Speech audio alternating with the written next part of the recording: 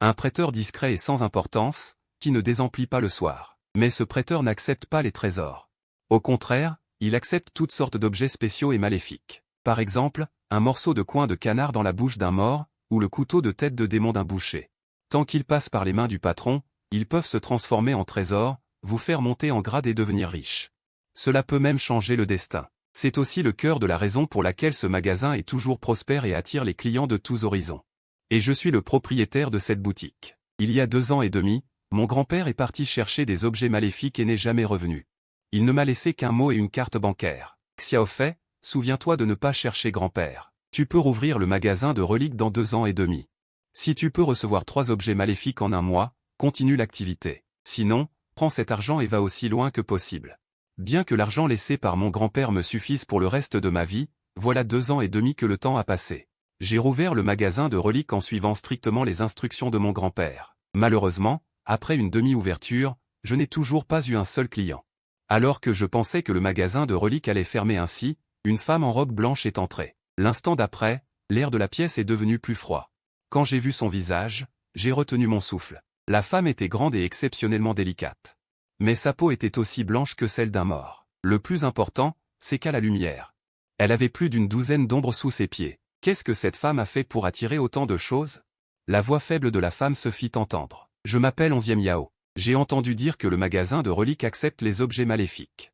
Le commerçant accepte cette chose, n'est-ce pas? Sur ces mots, elle me tendit une boîte noire. Quand je l'ouvris prudemment, je fus soudainement abasourdi. Je levai les yeux pour regarder 11e Yao, au visage pâle. Mademoiselle 11e, êtes-vous sûre que c'est cette chose qui vous affecte? Le ton de 11e Yao était très affirmatif. Depuis que je l'ai emporté, j'ai l'impression que quelqu'un me regarde au chevet de mon lit chaque nuit. Plus tard, je l'ai jeté à la poubelle dehors. Mais la nuit, l'ombre n'a pas disparu, au contraire, il y en avait une de plus. Et la chose que j'ai jetée est revenue à mon cou, après l'avoir jetée plusieurs fois. Chaque fois que je la jetais, il y avait encore plus d'ombre. Jusqu'à hier soir. Mon chevet était couvert d'ombre. Je pensais qu'après avoir dit cela, j'accepterais cet objet maléfique, mais à ma grande surprise, elle a repoussé la boîte noire. Et a directement refusé. Désolé, Miss 11e, vous mentez. Ce qu'il y a dedans n'est pas du tout un objet maléfique. 11e Yao est resté figé sur place et n'a réagi que 3 secondes plus tard. Commerçant, pourquoi continuez-vous à mentir même quand je suis comme ça? Mais quand j'ai sorti ce qu'il y avait dans la boîte. 11e Yao fut instantanément horrifié. J'avais mis le collier dans la boîte avant de sortir. Comment est-ce devenu des cheveux? Voyant que son expression n'était pas feinte, et plus important encore, les choses sales sous ses pieds ne pouvaient pas faire ça. Après une brève réflexion, j'ai eu une hypothèse. L'objet maléfique savait que 11e Yao allait s'en débarrasser. C'est pourquoi il a utilisé le collier pour lui brouiller les yeux. Après avoir expliqué tout cela, 11e Yao fut instantanément horrifié. Commerçant Lu, pouvez-vous venir chez moi pour le reprendre? Peu importe le prix. Mon couteau de voleur peut le faire. Mais pouvez-vous décrire à quoi ressemblait le collier? Ce collier est une chaîne de perles, faite d'un matériau entre indistinct et indistinct.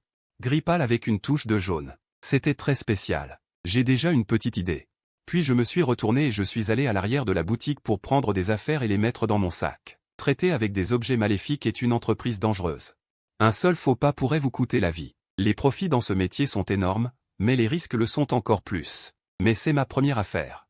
Peu importe le danger, je ne reculerai pas. Sinon, je n'aurai pas le droit d'être un antiquaire dont je suis fier. Bientôt. 11e Yao et moi avons pris un taxi pour rentrer chez elle. À peine la porte ouverte, une femme d'âge moyen s'est avancée pour nous accueillir. Sous son regard étonné. 11e Yao m'a entraîné à la hâte à l'étage supérieur. Dans la chambre principale, 11e Yao s'est contenté de pointer du doigt la coiffeuse. Dessus, il y avait un collier, soigneusement posé. Je suis sorti une paire de gants de mon sac, les ai mis, puis je me suis approché pour prendre le collier et l'examiner attentivement. Au toucher, c'était froid comme la glace. Le collier était fait de petites perles irrégulières gris-blanc, et sur chaque perle, il y avait un symbole étrange gravé. Une faible lueur d'énergie noire semblait émaner. Cette texture et ce type de perles confirmaient que c'était un collier d'os humain. J'ai donné mon évaluation, mon diagnostic, bien que 11e Yao aussi soit déjà préparé mentalement. Mais en entendant ma réponse, son corps a quand même tremblé de manière incontrôlable. Il y a une chose dans le bouddhisme tantrique, appelée Kapala, qui est faite du crâne ou des phalanges de moines de haut rang. On pense que ces Kapalas peuvent les aider dans leur pratique spirituelle. Plus le niveau spirituel du moine est élevé, plus l'efficacité du Kapala est grande. Les gens ordinaires ne peuvent pas le supporter. Même tenir le collier pendant longtemps peut provoquer des réactions négatives. J'ai rapidement remis le collier sur la coiffeuse, prêt à ranger les objets maléfiques. Traiter les objets maléfiques ne consiste pas seulement à les emporter, mais aussi à résoudre les esprits qui y sont attachés. Il semble qu'il faille attendre la nuit pour comprendre comment ce collier agit. La nuit est vite tombée. 11e Yao, selon mes conseils, s'est couché tôt. Quant à moi, j'ai déplacé une chaise et je me suis assis dans un coin, observant attentivement le collier sur la coiffeuse. C'était la première fois que je faisais face à des objets maléfiques seul. Je ne pouvais m'empêcher d'être un peu nerveux. Bien que j'ai suivi mon grand-père pendant de nombreuses années et que j'ai de solides connaissances théoriques, je n'avais jamais eu de véritable expérience pratique. Alors que le temps passait minute par minute, le collier sur la coiffeuse restait immobile, sans aucun signe d'activité. Tout semblait calme, mais je savais que ce ne serait pas si simple. Ce n'est qu'à 1 heure du matin que les symboles étranges sur les perles d'os humain semblaient devenir plus sinistres dans la pénombre. Soudain, une perle a bougé. J'ai tout de suite compris que j'étais face à un ennemi redoutable. J'ai saisi le couteau en bois de pêcher dans ma main, mais après avoir attendu un long moment, le collier n'a montré aucun autre mouvement. Alors que j'hésitais à m'avancer pour tester, un son étrange s'est soudainement fait entendre derrière moi. Ce son a progressivement gagné en clarté depuis un murmure, allant et venant, avec une régularité frappante. En y prêtant une oreille attentive, j'ai réalisé que c'était le son d'un couteau qu'on aiguise. Qui aiguise un couteau au milieu de la nuit? La chambre de la femme de ménage est au rez-de-chaussée. Elle est rentrée se coucher il y a longtemps. 11e Yao lui avait même demandé de ne pas sortir la nuit. De plus, ce bruit d'aiguisage venait clairement de la chambre principale. Lorsque je me suis tourné vers le lit, j'ai été stupéfait. 11e Yao avait disparu du lit, et le drap conservait encore l'empreinte de son sommeil. Mais le lit était froid. Mon cœur s'est serré en pensant que quelque chose de grave allait arriver. Je me suis tourné vers la coiffeuse, et mon cœur a fait un bond. Le collier d'os humain avait disparu. En écoutant attentivement, j'ai découvert que le bruit d'aiguisage venait de la salle de bain de la chambre principale. Je fis passer ma main par la porte entr'ouverte de la salle de bain et regardai prudemment à l'intérieur. J'ai vu une silhouette floue. Accroupie sur le sol, elle frottait son couteau en bois contre la pierre, le son du métal frottant contre la roche était particulièrement strident. J'appelai prudemment la silhouette qui me tournait le dos. Mademoiselle 11e. Mais il n'y eut aucune réaction. Elle continuait à frotter le couteau. J'avala une bouchée de salive et entra dans la salle de bain. J'ai finalement vu clairement la silhouette, c'était 11e Yao, qui dormait encore il y a quelques instants. Ce n'est probablement pas un rêve, mais une hallucination. Mais ce qui est étrange, c'est que je ne pouvais pas voir ce collier sur elle. À ce moment-là, sentant ma présence, 11e Yao se mit sur la pointe des pieds, se tournant lentement dans l'obscurité. Sa posture était extrêmement étrange, ce qui me fit halter. C'est une marche fantomatique. 11e Yao n'était plus elle-même. Elle resta raide ainsi pendant 2 secondes. Puis son corps bougea soudainement, mais au lieu de se jeter sur moi, elle s'enfuit sur la pointe des pieds. Je me précipitai à sa poursuite, me dirigeant vers le coin de l'escalier, et découvris qu'il y avait une autre porte derrière. Sous la faible lumière, un escalier descendant apparut. Mais la silhouette pâle de 11e Yao disparut dans l'escalier. C'était le sous-sol. Une mauvaise prémonition me saisit. Le sous-sol était spacieux, c'était une salle de sport spécialisée. Quand je descendis, je vis enfin 11e Yao. Elle faisait face au miroir, répétant quelque chose à voix basse. Son apparence étrange me donna la chair de poule. J'approchai prudemment de 11e Yao. Lui arrachai son couteau en bois, et 11e Yao se retourna brusquement, m'attrapant le poignet. Parmi ses longs cheveux emmêlés, ses yeux injectés de sang me fixaient intensément. L'instant d'après, je fus surpris de voir apparaître dans le miroir une par une d'étranges ombres noires. Elles tendirent leurs mains noires et attrapèrent la tête de 11e Yao, arrachant peu à peu son ombre de son corps. À ce moment-là, j'ai finalement compris. Ce collier était un collier d'esprit vengeur, et sa fabrication était extrêmement cruelle. Chaque perle d'os pouvait contenir un esprit vengeur, et ces ombres noires étaient les âmes aspirées par le collier. C'est un objet rare. Contre qui 11e Yao s'est-elle offensée? Mais la situation ne me laissait pas le temps de réfléchir. Je plantai rapidement le couteau en bois dans les ombres noires dans le miroir. Avec un craquement, le petit couteau en bois et le miroir se brisèrent simultanément. Les ombres noires se tordirent et disparurent, et les perles d'os tombèrent au sol. Bien que 11e Yao soit inconsciente, le collier d'os n'était pas détruit. Les perles grises roulèrent rapidement vers nous deux. Ces choses sont trop vicieuses. Le couteau en bois n'a fonctionné qu'une fois. J'ai rapidement pris 11e Yao sur mon dos et j'ai couru à l'étage. Mais à ce moment-là, la porte menant au premier étage s'est fermée, et les perles grises me poursuivaient derrière moi. Après avoir tourné la poignée plusieurs fois, je fus choqué. La porte était verrouillée de l'extérieur. Qui a verrouillé la porte? Non, il y a encore une personne ici. Le cochon d'os humain s'est approché rapidement de moi. Je ne pouvais que me battre. J'ai vite mais mordu le majeur. J'ai pressé 2 gouttes de sang frais dans la cendre d'encens, puis j'ai saupoudré la cendre d'encens tachée de sang autour de moi. J'ai formé un cercle pour m'enfermer, moi et 11e Yao, et j'ai gardé le cochon d'os humain à l'extérieur du cercle. Il sautillait anxieusement dans ses os vicieux. Mais il n'osait pas franchir le cercle de fumée d'encens, ce qui m'a permis de me détendre un peu. Les 3 feux sur un corps vivant sont communément appelés feux yang. Les 2 gouttes de sang du majeur représentent 2 feux yang. En saupoudrant de la cendre d'encens mélangée au sang du majeur autour, on peut former un cercle de protection brûlant de feux yang. La nuit est yin, le jour est yang. Les créatures maléfiques ne peuvent généralement nuire que la nuit. Dès que le jour se lèvera, les âmes rancunières retourneront dans le corps du cochon. Le cochon d'os humain grogna. J'ai serré les dents de toutes mes forces. Cette nuit-là n'a jamais semblé aussi longue. Juste au moment où j'étais sur le point de ne plus pouvoir tenir, le jour s'est enfin levé. Le cochon d'os humain s'est effondré au sol, se transformant en un collier immobile. Mon corps tendu s'est également relâché. Le collier d'os humain ne représentait pas de danger pour le moment. J'ai repris un peu mon soufflet, malgré ma fatigue, j'ai essuyé la cendre d'encens par terre. Ensuite, j'ai porté 11e Yao dans la salle de sport en bas pour la cacher. Après un long moment, j'ai entendu le bruit d'une serrure tournant. La porte du sous-sol s'est ouverte et une femme d'âge moyen est apparue. Elle a regardé autour d'elle avant de descendre l'escalier. C'était la gouvernante, Uma. Arrivée à la salle de sport, Uma ne les a pas trouvés et a affiché un air de doute. Cependant, à ce moment-là, une voix froide résonna derrière elle, « Tu me cherches ?» Elle a eu un choc terrible. À peine s'est-elle retournée qu'un manche de couteau lui a violemment frappé le visage. Le manche du couteau l'a frappé en plein visage. Uma a crié de douleur, s'est enfuie en boitant et son nez s'est mis à saigner. Lu Fei, sans se préoccuper de la bataille, a couru hors du sous-sol en portant le couteau d'os et a verrouillé la porte avant de retourner au salon. Elle a jeté le couteau d'os de côté, a posé 11e Yao sur le canapé, puis a ouvert les épais rideaux, laissant le soleil entrer. Après avoir fait cela, elle n'a plus pu se tenir debout. Elle s'est effondrée à moitié sur le sol près de l'immense bail vitré, haletant à grandes goulées. « Arrête, arrête !» On entendait des coups et des jurons venant de la porte du sous-sol. Lu Fei ne les écoutait pas. Après un long moment, 11e Yao a ouvert les yeux dans un état second. « Ma tête me fait tellement mal. Je rêve encore. » Elle s'est tenue la tête. Lu Fei est sortie de la cuisine avec 2 assiettes de nourriture. Bien qu'elle ait l'air fatiguée, son expression était calme. « Responsable Lu.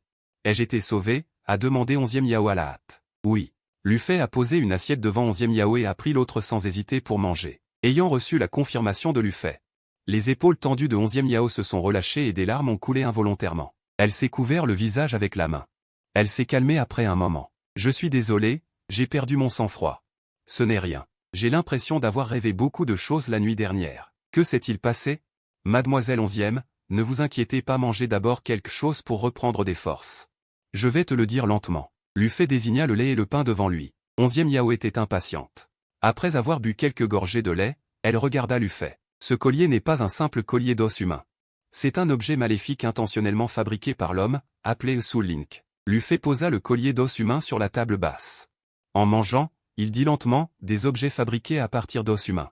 En dehors de Bala, il existe un autre type. Certaines personnes, pour commémorer un amant disparu, fabriquent des objets à partir des os du défunt et les portent. Bien que ce soit un peu pervers, on peut comprendre leurs sentiments. Ton collier est différent. Il est fabriqué à partir d'os extirpés de toi pendant que tu étais en vie.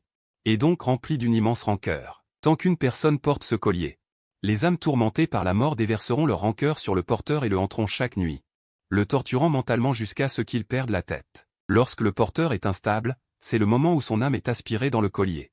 Chaque perle d'os humain représente une âme pleine de ressentiment. Les ombres noires dont tu rêves sont les âmes qui ont été aspirées dans le collier avant toi. Elles te font toutes payer leur rancœur. Elles sortiront une par une pour te tourmenter à mesure que le temps de port augmente, jusqu'à ce qu'elles aspirent ton âme dans le collier. Le visage de 11e Yao devint soudainement extrêmement pâle. « Si je ne t'avais pas trouvé, serais-je morte hier soir ?» Elle demanda en haletant. « Non, tu ne mourrais pas, Lu Fei secoua la tête. Tu deviendrais un mort-vivant sans âme, obéissant uniquement aux ordres du propriétaire du collier. » Mort-vivant ? 11e Yao pensait qu'elle n'entendrait plus rien de plus effrayant que la mort. Mais la réponse de Lu Fei renouvela encore une fois sa conception du monde. Pour te dire ceci, toutes les personnes dont l'âme a été aspirée par ce collier deviennent des morts-vivants sans âme. Extérieurement, ils ne diffèrent pas des gens ordinaires. Ils doivent aussi manger et dormir. En réalité, ce sont des personnes sans conscience de soi, qui obéissent uniquement aux ordres du propriétaire du collier. C'est pourquoi ces colliers d'os humains sont aussi appelés colliers obéissants, colliers soumis. Si tu veux que quelqu'un t'obéisse sans condition et te consacre tout sans réserve, fais-lui porter ce collier. Le teint de 11e Yao était plus sombre que jamais. Elle demanda d'une voix grave, « Qui est le propriétaire du collier ? La personne qui a offert le collier ? Je ne peux pas être certain, Mais il n'est pas impossible que quelqu'un ait payé quelqu'un d'autre pour en fabriquer un. Lui fait bu la dernière goutte de lait. Il continua, ce type d'objet maléfique intentionnellement raffiné est différent des autres objets maléfiques qui agissent par instinct. Il est extrêmement ciblé. Son existence même est de voler les âmes et d'en faire ses esclaves. C'est une ancienne méthode perverse, spécialement conçue pour nuire aux gens. Avant, je n'avais entendu que des histoires liées à cela de mon grand-père. Je ne m'attendais pas à ce qu'il existe vraiment de tels objets maléfiques dans ce monde. C'est la raison pour laquelle Lufé n'y avait pas pensé au début. C'est une chose rare. Même en y mettant le prix, on pourrait ne pas pouvoir l'obtenir. La personne qui a dépensé une telle somme pour s'en occuper. Il doit y avoir quelqu'un qui te déteste profondément. Ce ne devrait pas être difficile à trouver, n'est-ce pas? Ne cherche pas, j'ai déjà trouvé qui m'a enlevé mon amour. 11e Yao ferme les yeux. Ses longs cils tremblent sans cesse, révélant un rictus complexe. Le plus drôle, c'est que je n'ai pas de haine profonde envers elle. Au contraire, dans quelques mois, nous devrions nous marier. Lufé est abasourdi, se marier bientôt. Alors ce n'est pas son fiancé? Elle n'aurait jamais imaginé, même en y réfléchissant à 1000 fois, que la personne voulant nuire à 11e Yao serait son futur époux. Mais dans quel but? Et 11e Yao n'est pas la première victime. Avant elle, plusieurs personnes ont déjà vu leur âme aspirée par le collier. Son fiancé serait-il un moyen maléfique? Lufé secoue la tête et jette un coup d'œil à la porte du sous-sol. Mademoiselle 11e, il y a une autre chose que je dois vous dire. Dites-moi, hier soir, vous avez rêvé que vous couriez dans le sous-sol. Quand j'ai voulu vous sauver, la porte a été verrouillée de l'extérieur par quelqu'un. Verrouillée? Qui? Elle est enfermée au sous-sol par moi maintenant. Lufé ne répond pas directement. 11e Yao, si intelligente. Comprend aussitôt. Elle est chez moi depuis 3 ans. Je la nourris. Mais elle est ingrate. 11e Yao prend une profonde inspiration, ses yeux remplis de froideur et de résolution. Monsieur Lu, merci beaucoup. Vous m'avez non seulement sauvé la vie, mais vous m'avez aussi permis de mieux comprendre certaines personnes. Lufé ressent un peu de pitié pour elle. Être calculée par son propre fiancé comme ça. Peu importe à quel point elle est forte, son cœur ne peut pas aller bien. Mais Lufé n'a pas beaucoup d'expérience sentimentale. Il ne sait pas comment la consoler. Tant pis, parlons affaires. Mademoiselle 11e, vous en faites trop. Je suis venu pour m'occuper des affaires, ce sont mes devoirs. Si possible, parlons du prix du collier maintenant. Comment voulez-vous le mort ou vivant? Un mort équivaut à vendre l'objet à la boutique de prêt sur gage, tandis qu'un vivant est une hypothèque où l'on peut récupérer l'objet avec de l'argent plus tard. 11e Yao ajuste son émotion, avec une pointe d'inquiétude, si possible. Je choisirais bien sûr un mort. Mais ce collier ne vous causera-t-il pas d'ennui? Non. Bien que le collier spirituel soit puissant, tant qu'on trouve un moyen de le contrer, il est facile à maîtriser. Dit Lufé, il prend la salière qu'il a apportée de la cuisine et en verse sur le collier. Le collier émet un son, de la fumée noire s'échappe. Après la dissipation de la fumée noire, la surface du collier perd sa couche de brillance jaune pâle et la sensation de chaleur disparaît. Le collier d'âme est très sensible à la fumée. Il suffit d'y saupoudrer du sel pour qu'il perde sa capacité d'aspirer les âmes et ne puisse plus nuire aux gens. Lufé sourit, c'est intéressant, non? Un tel maléfice cruel? Et ce qui le contre est si simple. Oui, mais à part vous, la famille 11e. Qui aurait pu penser à ça? 11e Yao sourit amèrement. Mais le pendentif à âme perdue ne sert plus à rien. Si tu le récupères, pourras-tu toujours gagner de l'argent? Pour en revenir à ça, tu m'as sauvé la vie. C'est moi qui devrais te payer une récompense. Ne vous inquiétez pas, mademoiselle 11e. Notre boutique de gage Xiezao ne fait jamais d'affaires à perte. Même si ce pendentif a perdu son effet d'âme perdue, il a d'autres usages. Lequel? Cela ne regarde pas mademoiselle 11e. Quoi qu'il en soit, cela ne nuit à personne. Ce n'est pas ce que je voulais dire. Je veux juste que tu ne te déplaces pas pour rien. J'ai entendu dire que Xiezao avait le pouvoir de transformer les choses inutiles en trésors. Je suppose que je m'inquiétais inutilement. 11e Yao sourit avec des excuses. Je peux vous donner le collier. C'est un don, pas un gage. Lufé secoue la tête et refuse. C'est la règle de Xiezao. Le commerce est le commerce. Couper le karma par le commerce est le métier des êtres du yin et du yang. On ne peut pas intervenir facilement dans les affaires des autres, sinon on s'empêtre dans le karma et les ennuis ne s'arrêtent jamais. Mais si c'est une affaire, c'est une autre histoire. Alors je le gage pour un yuan. C'est d'accord. Lufé sort une lettre de gage et un stylo de son sac à dos, y écrit le contenu et le prix de la transaction. Collier en os humain. Lame mortelle. Prix, 1 yuan. Mademoiselle 11e, scellé avec votre sceau. Ce collier en os humain appartiendra alors à Xiezao. 11e Yao ne montre aucune hésitation. Elle appose son sceau. Il y a 2 copies de la cérémonie de gage. Lufé fouille dans son sac et ne trouve qu'une pièce de monnaie. Mademoiselle 11e, bonne transaction. Il met la pièce dans la main de 11e Yao. Il range ses affaires et se prépare à partir. Maître Lu, je vous l'ai promis. Après avoir terminé mes affaires, je vous amènerai rencontrer les aînés de ma famille. C'est juste que j'ai quelques affaires à régler maintenant. Une fois réglé, je tiendrai ma promesse. Je comprends. Voici mes coordonnées. Mademoiselle 11e, contactez-moi quand vous aurez le temps. Luffy laisse sa carte de visite, hoche la tête et repart de la villa avec le collier en os humain. 11e Yao regarde son dos disparaître, se retourne et regarde la porte du sous-sol. Son regard est extrêmement froid. Elle prend son téléphone et compose un numéro. Aidez-moi à vérifier 2 personnes. Quel est le résultat le plus rapide? Dans la rue des Antiquités, Luffy descend du taxi. Il retourne directement à l'endroit où il dormait. Elle est trop fatiguée. Elle a consommé son yang pendant toute une nuit. Son corps est gravement affaibli. Ce n'est pas quelque chose qu'un petit déjeuner peut compenser. De retour chez lui, il ne peut plus tenir. Il s'endort profondément. Il dort jusqu'à midi le lendemain. Si ce n'est pas parce qu'il a faim. Il pourrait dormir encore un peu. Il sort et mange un grand repas, se sentant un peu mieux. En regardant la chaîne d'os humain, il est un peu excité. Il a finalement récupéré son coup en acquérant une chose maléfique. Les objets maléfiques gagés appartiennent entièrement à Xiezao. Luffy peut les garder pour son propre usage, ou les vendre. L'esprit maléfique dans le collier a été retiré. Cela aide les gens à attirer l'attention et à capter le regard. Cela fait que la personne devient le centre d'attention où qu'elle aille. Mais il y a aussi un inconvénient évident, la mode doit être populaire pendant quelques années. Pour être un saint parfait, Luffy ne veut pas être un saint, il a l'intention de vendre le collier. Gagner de l'argent est secondaire, l'objectif principal est de redonner de la renommée à la marque 11e Xiao. Il a parlé de la vente du collier au propriétaire d'un magasin d'antiquités à proximité. Liu Fugi connaissait leur marque 11e Xiao, et n'a pas hésité.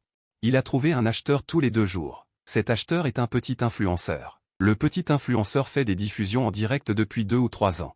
Il n'a jamais été populaire et il est obsédé par l'idée de devenir célèbre. Tant qu'il peut devenir célèbre. Il ose tout porter. Sans parler d'un collier fait d'os humain, même une amulette pour élever des esprits il a essayé.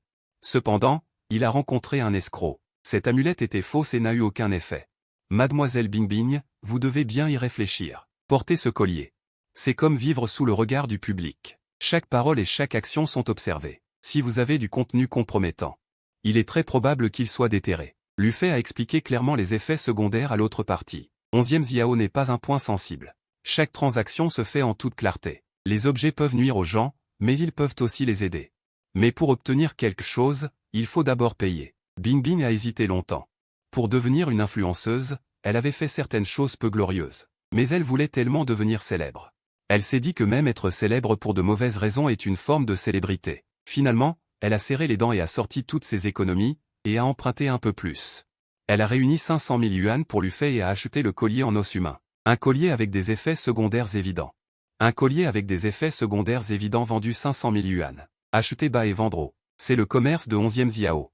Mon grand-père disait que si l'on fait bien les affaires de 11e Xiao, on n'aura jamais de soucis pour la renommée, la richesse ou le statut. Luffy a généreusement donné 50 000 yuan à Liu Fugi. Quand on demande à quelqu'un de rendre service, il faut le récompenser. Petit gérant Lu, s'il y a d'autres trésors à vendre chez 11e Xiao à l'avenir, dites-le moi d'abord, vieux Liu. Je vous aiderai certainement à faire beaucoup de publicité. Oncle Fugi, je compte sur vous à l'avenir. De rien. C'est un honneur pour moi de coopérer avec 11e Xiao. C'est une chance de me lier d'amitié avec 11e Xiao. Liu Fugi se sentait très fier. Il a fait son travail avec d'autant plus de zèle. Mais Luffy ne s'attendait pas à ça. L'effet est arrivé si vite. Le lendemain de la vente du collier en os humain, un autre client est arrivé. Luffy, aide-moi vite. C'était un homme maigre comme un bâton, d'apparence hautaine. Il s'est précipité dans la boutique en sueur, l'air très inquiet. C'est vous? Luffy ne l'a pas reconnu tout de suite. C'est Uzi. Uzi, pourquoi es-tu devenu si maigre? Luffy fut très surpris. Uzi est un employé d'un magasin d'antiquités dans la rue. Cet individu était à l'origine grand et costaud, mesurant 1,80 m. Les muscles de ses bras étaient comme de la pierre, mais maintenant il est maigre à l'extrême, avec les joues profondément enfoncées. Comme s'il n'avait pas mangé depuis des mois. J'entends les gens dire dans la rue que vous collectionnez des objets étranges, c'est ça? Uzi sort une pièce de cuivre de sa poche et la jette sur le comptoir comme un serpent venimeux. Regarde ça pour moi rapidement. Est-ce que c'est un objet diabolique? Attendez une minute. Luffy enfile des gants. Il ramasse la pièce de cuivre et la nettoie soigneusement. La pièce est ronde à l'extérieur et carrée à l'intérieur. Très ancienne. À en juger par sa matière et sa couleur, c'est une pièce de monnaie en os à 100%. Il y a une énergie noire qui l'entoure à l'avant. Cette énergie noire est différente de celle d'un collier en os humain. Le collier en os humain dégage une aura sinistre. Cette pièce de monnaie dégage une énergie de mort. Cette pièce de monnaie en os devrait être un objet funéraire. D'où l'as-tu obtenu? Tu as vraiment du talent. Tu as tout de suite vu que c'était un objet funéraire. Uzi leva le pouce. Alors, est-ce un objet diabolique? Pour savoir si c'est un objet diabolique, je dois d'abord que tu m'expliques clairement. Luffy regarda Uzi, dont les lèvres étaient sèches et craquelées, et lui versa un verre d'eau. Uzi semblait voir quelque chose d'effrayant. Oui, oui, je ne peux pas boire, je ne peux pas boire. Dès que je mange quelque chose maintenant, je vomis. Même boire de l'eau est impossible. Je vomis tellement que mes intestins vont sortir. Je ne peux rien manger. Luffy jeta un coup d'œil à son teint. Ses lèvres étaient noires et ses yeux étaient cernés de noir. C'est en effet un signe d'intoxication grave. Mais ce qui est étrange, c'est que son corps est maigre à l'extrême. Mais son ventre est gonflé comme s'il avait un ventre à bière. Cela crée un contraste extrêmement étrange. Luffy devint curieux et l'exhorta, « Alors, pourquoi ne me le dis-tu pas rapidement? D'où vient cette pièce de monnaie? Si tu me l'expliques clairement, je pourrais t'aider. » Uzi se dépêcha de raconter l'origine de la pièce de monnaie. Il l'avait obtenue par hasard avec son patron lorsqu'ils allaient collecter des antiquités. Ce jour-là, le patron discutait avec quelqu'un à l'intérieur. Un vieil homme, à l'air paysan, s'est approché et lui a demandé mystérieusement s'il voulait acheter une pièce de monnaie ancienne. Elle coûtait seulement 500 yuan. Uzi avait beaucoup voyagé avec son patron ces 2 dernières années et avait acquis un peu de savoir-faire en matière d'antiquité. Il a reconnu que c'était une pièce de monnaie ancienne authentique. Son prix vaut des milliers, voire 10 000. Il pensa qu'en la revendant, il pourrait gagner plusieurs milliers. Il avait des pensées folles. La nuit, je ne sais pas pourquoi. Il avait une envie irrésistible de manger. D'habitude, il ne mangeait que 2 bols de nouilles. Ce jour-là, il en a mangé 5 bols entiers et n'était toujours pas satisfait. Il avait peur de se suralimenter, alors il s'est retenu de continuer. Il s'est couché, mais à peine allongé, il a ressenti une douleur atroce dans l'abdomen, comme si un couteau tournait dans ses intestins. Ensuite, il a eu des vomissements incontrôlables, recrachant toutes les nouilles qu'il avait mangées. Après avoir vomi, il a ressenti une faim intense. Il voulait manger. Cela l'a tourmenté toute la nuit et il n'a pas bien dormi. Il pensait que c'était une gastro-entérite. Je suis allé à la pharmacie acheter des médicaments, mais je ne m'attendais pas à ce que mon corps se dégrade à ce point en quelques jours seulement. Même le plus idiot aurait compris que ce n'était pas un problème physique. Il a rencontré quelque chose de sale. Après mûre réflexion, il n'a eu qu'une seule pièce d'os. C'était probablement à cause de cette chose, mais il ne connaissait personne d'important. Il a entendu dire que la boutique 11e Xiao pouvait s'occuper de choses étranges. Alors il est venu avec l'idée de tenter sa chance. Luffy, tu ne sais pas, j'ai envie de vomir dès que je mange. Si je ne mange pas, j'ai faim, et j'ai tellement faim que j'ai envie de me gratter. J'ai tellement envie de dévorer quelqu'un. Uzi a touché ses dents et a fixé le cou de Luffy d'un regard étrange. Quoi? Je n'ai rien mangé, je suis perdu. Ouvre la bouche, laisse-moi voir. Uzi a ouvert la bouche, et Luffy a allumé la torche de son téléphone et a éclairé à l'intérieur. En voyant l'état de la bouche de Uzi, sa main a tremblé violemment et le téléphone a failli lui échapper. Qu'est-ce qui ne va pas, Luffy? Qu'est-ce qui ne va pas dans ma bouche? Uzi a vu sa réaction. Son cœur s'est soudainement serré. Luffy a retrouvé son calme et a dit. Ses dents. Il ne se considérait pas comme un homme lâche. Après le baptême de la chaîne d'absorption d'âme. Il avait vu le monde. Mais la situation dans la bouche de Uzi était vraiment trop incroyable. Ne me fais pas peur. Qu'est-ce qui ne va pas avec mes dents? Uzi était sur le point de pleurer. Il y a beaucoup de dents dans ta bouche, rangée après rangée, des dents pointues. Comme une bouche de reptile dans la télévision. Luffy a supporté et a pris une photo de Uzi. Il l'a regardé lui-même. En voyant la photo, Uzi tremblait de tout son corps. Son visage, déjà jaune, n'avait plus une once de sang. Comment ai-je eu autant de dents? Une personne normale n'a que 2 rangées de dents, une en haut et une en bas, mais dans sa bouche, des rangées de dents pointues jaillissent. C'est effrayant à regarder. Luffy a dit à Uzi. Tu as probablement été arnaqué. Le vieil homme t'a-t-il bien expliqué d'où venait cette pièce de cuivre? Il a juste dit qu'elle venait de la tombe ancestrale. Les marchands d'antiquités disent tous la même chose, n'est-ce pas? Uzi pleurait. Luffy a dit, même s'il s'agit d'un objet funéraire.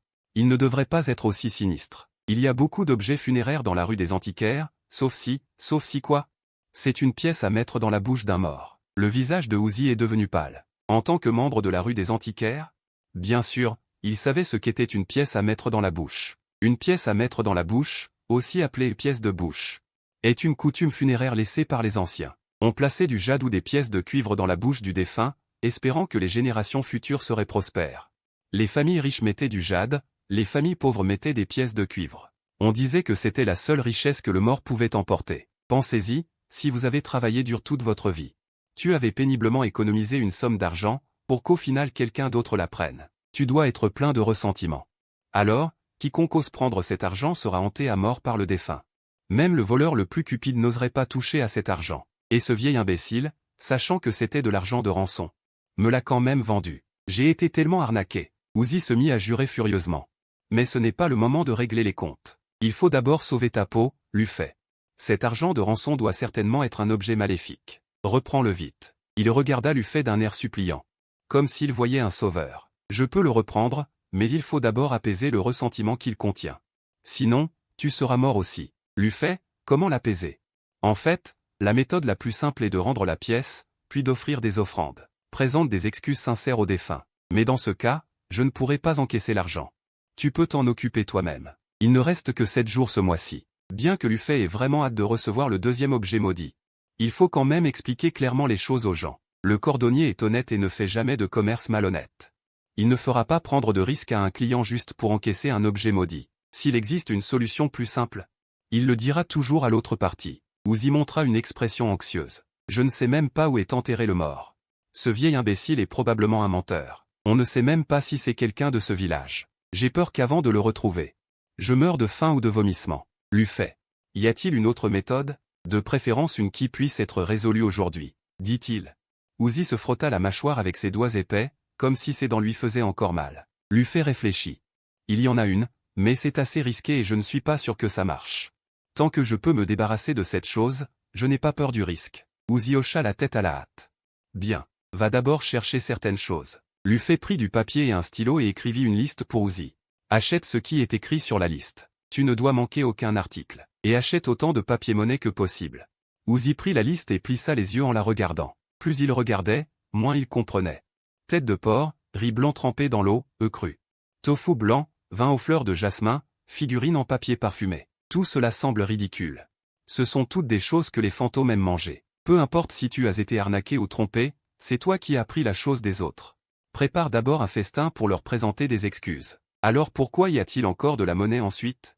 La monnaie est la plus importante. Tu veux me donner la monnaie, donc tu dois en acheter une pour la leur rendre.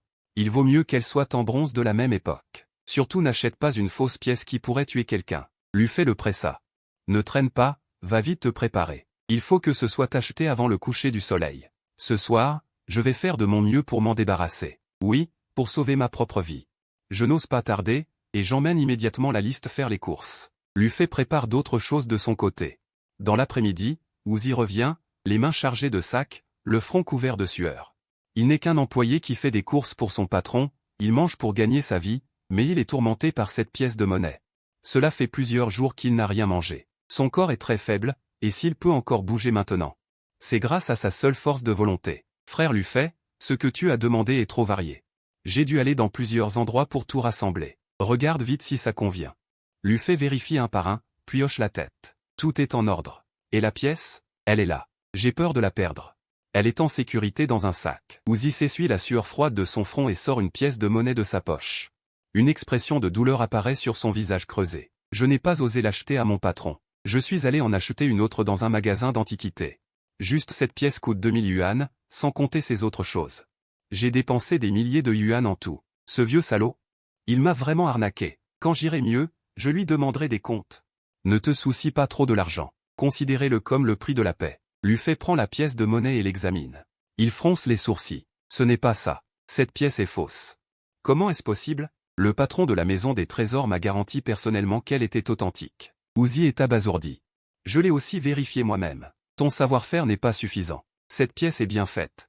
Presque indiscernable de la vraie. Mais il lui manque la patine du temps. Ce qu'on appelle la vieille patine. Lu Fei secoue la tête. Alors j'ai encore été dupé? Uzi, s'appuyant sur son corps chancelant et affaibli, se relève péniblement. Merde. On ne peut pas me traiter comme ça. Je vais aller lui demander des comptes. Allez-y, cela ne servira à rien. Une fois que vous avez payé et reçu les biens, l'affaire est réglée. Si vous y allez maintenant, il ne reconnaîtra pas le marché. Alors que faire? Sans cette pièce. Pourrons-nous toujours renvoyer ce mort? Uzi est désespéré et ne sait que faire. Ne t'inquiète pas. Je vais trouver une solution pour toi. Attends-moi ici. Lu Fei dit un mot. Et sort pour aller trouver Liu Fugi au marché aux antiquités. Liu Fugi sort une boîte entière de pièces de monnaie, laissant Lu Fei choisir à sa guise. Lu Fei choisit méticuleusement, et finit par trouver une pièce avec une année la plus proche. Liu Fugi dit. Combien ça coûte? L'argent n'est rien comparé à l'amitié. Si tu aimes ça, je te la donne pour que tu t'amuses. Liu Fugi est généreux et lui offre gratuitement. Comment cela peut-il être? Les frères et sœurs ne comptent pas. Tu dois absolument accepter cet argent. Ce type qui aimait l'argent avant est soudain devenu si généreux. Lu-fei s'inquiète d'un piège et demande pourquoi il faut payer. Liu Fugi dit sincèrement qu'il lui a coûté 100. Il a dit avec un sourire, tu peux accepter les objets maléfiques, n'est-ce pas? J'ai un ami qui semble avoir rencontré quelque chose de sale. Alors il a quelque chose à demander. Pas étonnant qu'il soit si généreux. De quoi s'agit-il? Il y a peu, il a fait venir une statue de divinité chez lui. On dit qu'elle peut changer sa chance. Mais peu de temps après que la statue soit arrivée, ses proches ont commencé à avoir des problèmes. Ils suspectent que la statue est défectueuse. Qu'en penses-tu? Je ne peux rien dire sans l'avoir vue de mes propres yeux. Mais invoquer un dieu a beaucoup de subtilité. La moindre erreur pourrait entraîner l'invocation de quelque chose d'autre. Ce genre de choses, peux-tu l'accepter? Tant que c'est un objet maléfique, je peux. Mais il faut attendre que je termine ce que j'ai à faire. J'ai une affaire qui m'attend. Lu-fei ne demande pas mieux, mais il n'a pas le temps maintenant. Il doit d'abord régler le problème du renard. En retournant à la maison des objets maléfiques, le renard attendait déjà avec impatience. Avant que le renard n'ait pu parler, Lu-fei a soulevé les choses par terre. J'ai acheté du vrai argent. Allons-y. Maintenant, trouvons une intersection avec peu de monde. Près de la rue des Antiquaires, une rue isolée où presque personne ne passe. Quelques lampadaires faiblement éclairés répandaient une faible lueur. Le renard se tenait à l'intersection, regardant autour de lui dans l'obscurité, se sentant glacé de partout. Lu-fei? N'allions-nous pas renvoyer ce mort? Pourquoi venir dans un endroit aussi sombre? Les intersections sont pleines d'énergie yin. Si tu veux qu'il se manifeste, tu dois venir dans un tel endroit. Lu-fei regarda autour de lui, posant la pile de choses dans sa main. Quoi? Tu veux qu'il sorte? S'il ne sort pas, comment peux-tu lui demander le prix de la vengeance? Ne reste pas là. Dépêche-toi de sortir les choses. À la lumière des lampadaires, Lu-fei et le renard, petit à petit, ont sorti les choses achetées pendant la journée et les ont soigneusement arrangées à l'intersection. Tête de porc, poulet rôti, riz blanc trempé dans l'eau, œufs crus, tofu blanc, fruits secs, gâteau sucré, pommes. Au total, 8 grands bols. Lu-fei. Quelle est la signification de ces choses? Pourquoi les fantômes aiment-ils manger ça? Demanda curieusement le renard. Pour être honnête, les humains mangent du yang, les fantômes mangent du yin. Lu-fei expliqua en préparant les offrandes, tête de porc, poulet rôti, gâteau sucré, fruits, ce sont des offrandes couramment utilisées pour les sacrifices. Riz blanc trempé dans l'eau, œufs crus, et tofu blanc sont des choses que les fantômes aiment manger. Les rats, les cerfs, les fleurs trempées dans le vin, les fantômes en boivent et c'est le mieux. 8 grands bols et une bouteille de vin supplémentaire. Ça fait une table complète. Servir un plat lavé pour les fantômes, c'est aussi appeler ça un plat de bienvenue. La barbe était stupéfaite. Je vous admire. Votre famille ne tient-elle pas une boutique de cercueils? Pourquoi connaissez-vous tout ça? Notre boutique de cercueils traite spécialement des morts. Si nous ne connaissions pas les coutumes, comment pourrions-nous gagner notre vie? Lu-fei expliqua patiemment. Bien sûr, c'est son grand-père qui lui a tout appris. Ensuite, il ne faisait que le faire. La barbe interrogeait. À côté des 8 grands bols, que font ces deux personnages? On appelle ça le couple d'or et de jade. Pour la servir quand elle mange. Bientôt, elle voudra manger cette table de plats de bienvenue. C'est déjà une bonne affaire. La barbe écoutait, stupéfaite. Tant de choses préparées, les 8 grands bols et le couple d'or et de jade. C'est déjà plein de sincérité de ma part. Elle ne devrait pas me rendre les choses difficiles, n'est-ce pas? Je ne peux pas vous le garantir. En bref, soyez sincères. Au fait, avez-vous des cigarettes? Et si l'autre partie aime fumer? Mieux vaut en avoir que pas en avoir. Oui, oui, oui. La barbe sortit rapidement un paquet de cigarettes de sa poche. C'est ce qu'il fume habituellement. Ce n'est pas grand-chose, mais c'est une marque de sincérité. Après avoir tout disposé, Lu-fei sortit de la cendre d'encens et en saupoudra un grand cercle à l'extérieur des 8 grands bols. Lu-fei, qu'est-ce que cela signifie? Ce sont des choses que les fantômes aiment manger. Dessinez une ligne pour séparer. Pour éviter d'attirer d'autres âmes errantes. Après avoir terminé tous les préparatifs, Lu-fei jeta un coup d'œil à l'heure. Il était juste après minuit. Commençons. Il demanda à la barbe d'allumer des bâtons d'encens. Insérez-les devant les 8 grands bols, puis brûlez du papier monnaie en direction des 8 grands bols, invitant le défunt à venir dîner. Ne blâmez pas les esprits. Que vous soyez grand frère ou grande sœur, je n'ai pas voulu prendre votre argent. C'est ce vieil homme qui m'a arnaqué. Les griefs ont leur origine, les dettes ont leur débiteur. Si vous voulez régler vos comptes, vous devriez le trouver. Après avoir mangé ce repas, s'il vous plaît, laissez-moi tranquille. Je vais vous brûler plus de papier-monnaie. La barbe brûlait du papier-monnaie tout en se prosternant aux alentours. Mais après une demi-heure, les 8 bols de plats n'ont montré aucun signe. Lu-fei, pourquoi n'y a-t-il aucun mouvement? Ne veut-elle pas me laisser partir? La barbe était un peu paniquée. Ne t'inquiète pas, continue de te prosterner. Lu-fei n'était pas non plus sûr de lui, mais il ne pouvait pas le montrer, sinon la barbe serait encore plus désemparée. Ne blâmez pas les esprits. Les griefs ont leur origine, les dettes ont leur débiteur. S'il vous plaît, laissez-moi tranquille. La Barbe se prosternait sans cesse. Soudain, un vent glacial souffla, faisant voler les papiers. Les personnages se tenant des deux côtés des 8 grands bols tremblèrent légèrement. La Barbe frissonna instantanément. Ses 2 yeux regardaient autour d'eux avec effroi. Il murmura, Luffet. Est-il venu? Je ne sais pas. Je ne l'ai pas vu. Luffet plissa les yeux et regarda partout. Il pouvait sentir un froid glacial. Mais il ne trouve pas la chose là. Toi, continue. Luffet se retourna. Et vit Uzi, ses pupilles se rétrécirent. Uzi était figé sur place, l'air stupide. Ses mains tenaient toujours les faux papiers brûlés, mais l'argent n'était pas tombé dans le partenaire, comme s'il avait été figé par un sort. La lueur des flammes vacillait dans la nuit. Sur son dos, il semblait y avoir une ombre étrange accroupie. C'est arrivé. Le cœur de Luffet se mit à battre, essayant de ne faire aucun bruit pour ne pas provoquer l'autre. Après quelques secondes, Uzi leva soudain la tête, avec un regard étrange. Il fixa intensément les 8 bols de offrande pour les morts. Sa bouche s'ouvrit, émettant un grincement de dents désagréable. La salive dégoulinait de ses lèvres. Puis, il attrapa la nourriture dans les bols avec ses mains. Il se l'enfonça frénétiquement dans la bouche, le visage et la bouche pleins de nourriture. Il émettait des sons ressemblant à des grognements dans sa bouche. Il mangeait sans mâcher, comme un glouton. La scène était à la fois dégoûtante et terrifiante. Luffet regardait à côté, couvert de chair de poule. Mais il ne pouvait pas l'arrêter. Elle savait que c'était le mort qui utilisait le corps de Uzi pour manger.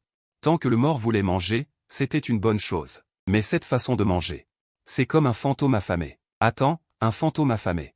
Le regard de Luffet changea légèrement. Il réexamina Uzi. Son corps était maigre. Mais son ventre était bombé. Ce n'est pas une illusion. C'est clairement un fantôme affamé. Luffet sentit un frisson lui parcourir l'échine. Les fantômes affamés sont les plus gourmands. Je ne sais pas si ces offrandes suffiront à la rassasier. Si elle n'est pas rassasiée, cela ne sera-t-il pas contre-productif? En effet. En quelques minutes, les 8 grands bols d'offrandes pour les morts furent mangés à la vitesse de l'éclair par Uzi. Elle semblait ne pas être rassasiée. Elle se retourna lentement, ses yeux vides fixant Luffet, léchant continuellement ses dents avec sa langue. Son regard était plein de désir. Luffet y alla, et plaça la pièce de cuivre qu'il avait achetée devant elle. Tant qu'elle accepte cette pièce de cuivre, ce sera résolu. Grand frère. Mon ami sait qu'il a eu tort. C'est l'argent qu'elle vous doit pour vous dédommager. S'il vous plaît, soyez clément. Laissez-le partir. Mais Uzi ne regarda pas la pièce de cuivre, il fixa Luffet sans ciller. La salive dégoulinait abondamment. Luffet sentit que quelque chose n'allait pas et recula prudemment. Dès qu'il bougea, Uzi bougea aussi, émettant un grognement étrange dans sa gorge. Comme un chien enragé attaquant un poisson pour le voler, il se jeta sur Luffet. Luffet s'enfuit rapidement. Uzi rata sa prise. Il se retourna, son ventre volumineux le déséquilibra et il tomba au sol. Luffet en profita pour lui jeter un seau de sang de coq dessus. Uzi tressaillit comme s'il avait reçu une décharge électrique. Puis, son ventre tendu remua étrangement, son expression était extrêmement douloureuse. Finalement, il vomit avec un cri. Ce qu'il vomissait n'était pas ce qu'il avait mangé, mais des amas de substances noires collantes ressemblant à de la boue de jade. Ça sentait incroyablement mauvais. Elle a vomi une énorme quantité, et ce n'était pas tout. Elle n'arrêtait pas Luffet à supporter la puanteur et s'est approchée. Elle a mis une poignée de cendre dans sa bouche, ce qui a finalement arrêté ses vomissements. Sinon, elle aurait vomi ses entrailles. Luffet l'a traîné de côté et lui a jeté de l'eau fraîche sur le visage. Elle a doucement ouvert les yeux, et la première chose qu'elle a dite a été « Je sais ce qu'est cette pièce de cuivre maudite. Je dois dire que tu as beaucoup de chance. C'est une bonne chose pour obtenir un poison céleste. » Beaucoup de chance? Je n'ai pas mal entendu? En entendant Luffet dire ça. Le visage barbu et sale s'est crispé. Il ne savait pas s'il devait pleurer ou rire. Je suis sur le point d'être torturé à mort par cette chose. Tu dis toujours que j'ai de la chance. Veux-tu cette chance si je te la donne? Les cendres étaient coincées dans sa gorge, et elle parlait difficilement. Ne m'as-tu pas donné la pièce de cuivre? Cette bonne chose m'appartient déjà. Luffet a souri et a aidé le barbu à se relever et à s'asseoir. Repose-toi un peu, je vais ranger ici, dit-elle. Elle a jeté toutes les choses dans le sac en plastique, puis a ramassé un peu de terre. Elle a aidé le barbu à se relever. Cet endroit est un carrefour, même s'il est désert. Il est devenu sale et en désordre, comment les autres vont-ils passer? Luffet n'était pas une personne particulièrement morale, mais elle n'aimait pas que ses affaires affectent les autres. Le barbu s'appuyait contre le lampadaire. Il respirait faiblement. Voyant Luffet l'air détendu, il se remit à espérer. Luffet, j'ai vraiment de l'alcool. Bien sûr, tu ne me dis pas ça pour me faire plaisir? Ne t'inquiète pas. Je sais ce qui est juste et ce qui est faux. Même si tu ne me sauves pas, je ne te chercherai pas d'ennui si je meurs. Même si tu viens me chercher, je n'aurai pas peur. Luffet l'a interrompu avec lassitude. De plus, tu ne mourras pas. Du moins, pas maintenant. Je sais déjà ce que c'est que cette chose maléfique. Quand on sait, c'est plus facile à combattre. Les yeux creux du barbu se sont rallumés. Alors qu'est-ce que c'est? Retournons d'abord. Le carrefour est rempli d'énergie yin. Ta flamme yang est faible maintenant. C'est comme une maison avec la porte ouverte. N'importe quel esprit impur peut entrer. Jette toutes les affaires dans la poubelle. L'Ufei s'est tapoté la poussière sur le corps et a aidé le barbu à se relever. Le barbu d'une vingtaine d'années ressemblait à un vieil homme courbé. Sa grande silhouette était profondément courbée, et L'Ufei le soutenait en marchant lentement. Le trajet de 20 minutes a pris 1 heure pour retourner sur place. L'Ufei l'a mis sur une chaise. Elle a pris la clé et est allée dans la chambre à l'arrière-cour, a ouvert une vieille armoire et en a sorti un vieux papier jaune. Elle a allumé le papier jaune et l'a mis dans une tasse d'eau pour faire une tasse d'eau bénite et l'a tendu au barbu à moitié mort.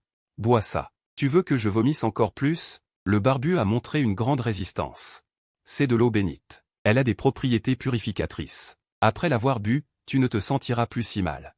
Peut-être que tu pourras manger. Vraiment? Le barbu a pris la tasse d'eau d'une main tremblante. Tu as un truc aussi bien, pourquoi tu ne me l'as pas donné avant? Ça te fait économiser de l'argent, non? La flotte coûte 200 le verre, dit L'Ufei avec un visage sérieux. Si ce soir, je peux me débarrasser de ce fantôme affamé, tu n'auras pas à dépenser cet argent. Malheureusement, ce n'est pas si simple. Ah, au fait, il m'a coûté 100 pour acheter cette pièce de monnaie. N'oublie pas de me les rendre en même temps. En fait, la flotte la plus précieuse a été laissée par son grand-père, et il en reste une de moins à chaque fois qu'il en utilise une. Il hésite à la donner. Uzi sourit amèrement, sans voix. Tenant la tasse, il en goûta d'abord prudemment une petite gorgée. Il attendit un peu, et constatant qu'il n'y avait aucun signe de vomissement. Il but le reste. Merde, ça fait tellement longtemps que je n'ai pas mangé.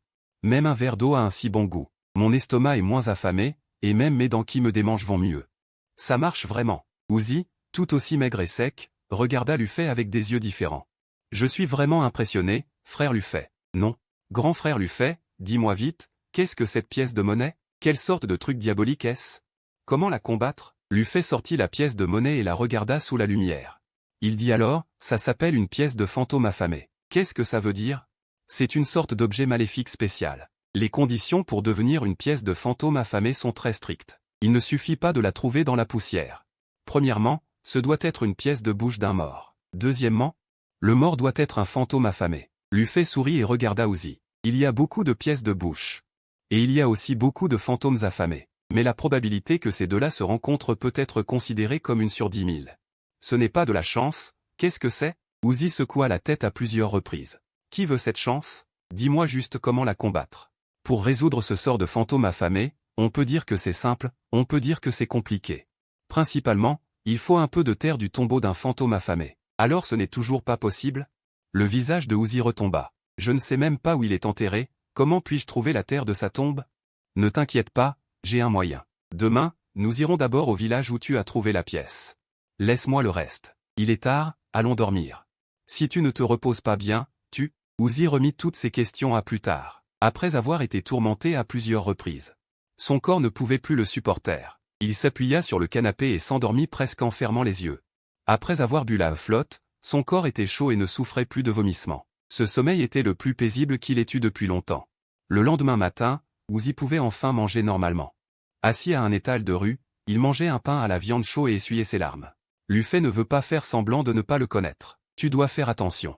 L'eau flottante peut agir pendant 3 jours. Ces 3 jours suffisent à résoudre ce fantôme affamé. Tu ne comprends pas ce que c'est que d'avoir faim pendant plusieurs jours et nuits. Même si je ne trouve pas de terre pour brûler, je préfère mourir en étant un fantôme rassasié plutôt qu'un fantôme affamé. Il vaut mieux être tué directement plutôt que de mourir de faim vivant. Uzi a mangé 6 dragons et n'est toujours pas rassasié. Il veut aussi en emporter pour manger sur la route. Le vendeur ambulant a été tellement ému qu'il a voulu le retrouver. Il voulait lui offrir 2 baozi. Le village où l'on collectionne les pièces de cuivre est dans une petite ville isolée sous Jiangdu. Pour arriver plus vite, Uzi a emprunté un monospace à un ami. Le trajet a été chaotique. Uzi mangeait en conduisant. Il a mis une demi-journée. Finalement, il est arrivé à l'entrée du village. Mon patron était alors à l'extrémité ouest du village, dans une maison, en train de collectionner des anciennes poteries. Allons nous renseigner. Si le vieil homme qui vend des pièces de cuivre est du village, on pourra certainement le retrouver. Après avoir bien mangé, Uzi était toujours maigre, mais beaucoup plus vif. Il a bien conduit, se fiant à sa mémoire, il a guidé L'Ufei dans le village. Ils ont trouvé la maison sans problème. Le propriétaire était un homme d'âge mûr à la peau foncée, avec des dents jaunies et une bouche baveuse. Comme il venait de vendre une ancienne poterie, il se souvenait de Uzi. Oncle, Je voudrais vous demander une information. Uzi lui a offert une cigarette. Le quadragénaire a mis la cigarette sur son oreille. Y a-t-il un vieil homme dans notre village qui porte des vêtements noirs? Des chaussures de pluie vertes. Il est très maigre. Les vieils hommes ne sont-ils pas tous comme ça? Donne-moi un nom. Je ne sais pas comment il s'appelle. Uzi a hoché la tête. Il a essayé de se souvenir et a dit, je me souviens. Il a une grosse tache noire sur le cou. Il y a aussi beaucoup de taches noires sur le dos de sa main. Le quadragénaire a été surpris. Ses yeux sont devenus étranges. Il a demandé à Uzi, pourquoi cherches-tu cet homme? Uzi a vu que l'autre le connaissait et s'est immédiatement excité. Serrant les dents, il a dit, je cherche ce vieil homme. Lufei l'a interrompu. Nous cherchons cette personne âgée pour acheter des antiquités. Il m'en a donné un la dernière fois pour mon ami. Nous étions occupés et sommes partis sans avoir eu le temps de bien regarder. Maintenant, nous revenons pour demander. Si le vieil homme est du village, le quadragénaire sait que Uzi est là pour régler ses comptes. Il pourrait le protéger. Après que Lufei ait fini de parler, il a donné un coup de coude à Uzi. Uzi a réagi et a hoché la tête à la hâte. Oui, nous cherchons à lui acheter des antiquités. Acheter des antiquités. Quand? Qui sait? Le visage du quadragénaire est devenu encore plus étrange. Il y a quelques jours, le jour où mon patron est venu chez vous, pendant que j'attendais dehors. Ce vieil homme m'a apporté une antiquité pour me demander si je voulais l'acheter. Vous n'avez pas vu le bon vieil homme avec des taches noires sur le corps, n'est-ce pas? Même réduite en cendres, je reconnaîtrais. Je ne me tromperai jamais. Il avait des taches de naissance sur le visage. L'homme d'âge mûr écarquilla les yeux, choqué, et dit, c'est vraiment rare. Ils sont prêts à vendre ces trésors de Yongjiaoquin? Le renard demanda avec impatience, oncle, le connaissez-vous? Non, je ne le connais pas. Les gens de leur village n'aiment pas interagir avec les autres. Mais ils ont une maladie héréditaire. Quand ils vieillissent, ils développent des taches noires sur leur corps. Si tu ne t'es pas trompé, ce doit être quelqu'un de Yongjiaoquin. Où se trouve Yongjiaoquin? C'est sur la montagne derrière. Je ne m'attendais vraiment pas à ça. Avant, tant de gens allaient dans leur village pour acheter des antiquités, ils refusaient. Maintenant, ils sortent même activement des trésors pour les vendre. Lufei demanda curieusement, quels trésors ont-ils dans leur village? Sont-ils célèbres? J'ai entendu dire qu'il y avait une ancienne tombe avec beaucoup de trésors enterrés. L'homme d'âge mûr les regarda. Alors vous ne le saviez pas? Il ne nous a pas dit grand-chose, il nous a juste montré une chose. Alors vous devriez en savoir plus. L'homme d'âge mûr baissa la voix et dit mystérieusement. Cette tombe est très étrange. Beaucoup de pilleurs de tombes ont eu des idées à son sujet. Vous devinez quoi? Plusieurs groupes sont allés, aucun n'est revenu. C'est si dangereux. Lufei et Uzi se regardèrent, pensant tous deux que l'ancienne tombe devait être la tombe du spectre affamé. Les objets de l'ancienne tombe sont bons. Mais ils sont trop sinistres. Peu de gens peuvent les supporter. Si vous voulez vraiment acheter des antiquités. J'ai encore un trésor de famille. Merci, non. Allons d'abord voir Yongjiaoquin. Uzi fourra toute la cigarette dans la main de l'homme d'âge mûr. L'homme d'âge mûr ne fut pas poli. Il rangea directement la cigarette dans sa poche et avertit gentiment, si vous voulez vraiment entrer dans le village. N'y allez pas les mains vides. Les gens de leur village sont bizarres. Beaucoup d'acheteurs d'antiquités y sont allés avant. Ils ont tous été chassés par eux. Uzi retroussa ses manches. Je m'en fiche. Lufei l'arrêta et demanda à l'homme d'âge mûr, alors que devrions-nous faire? Les gens de leur village aiment le plus manger de la viande. Ils en mangent 3 repas par jour. Nous les appelons le village mangeur de viande.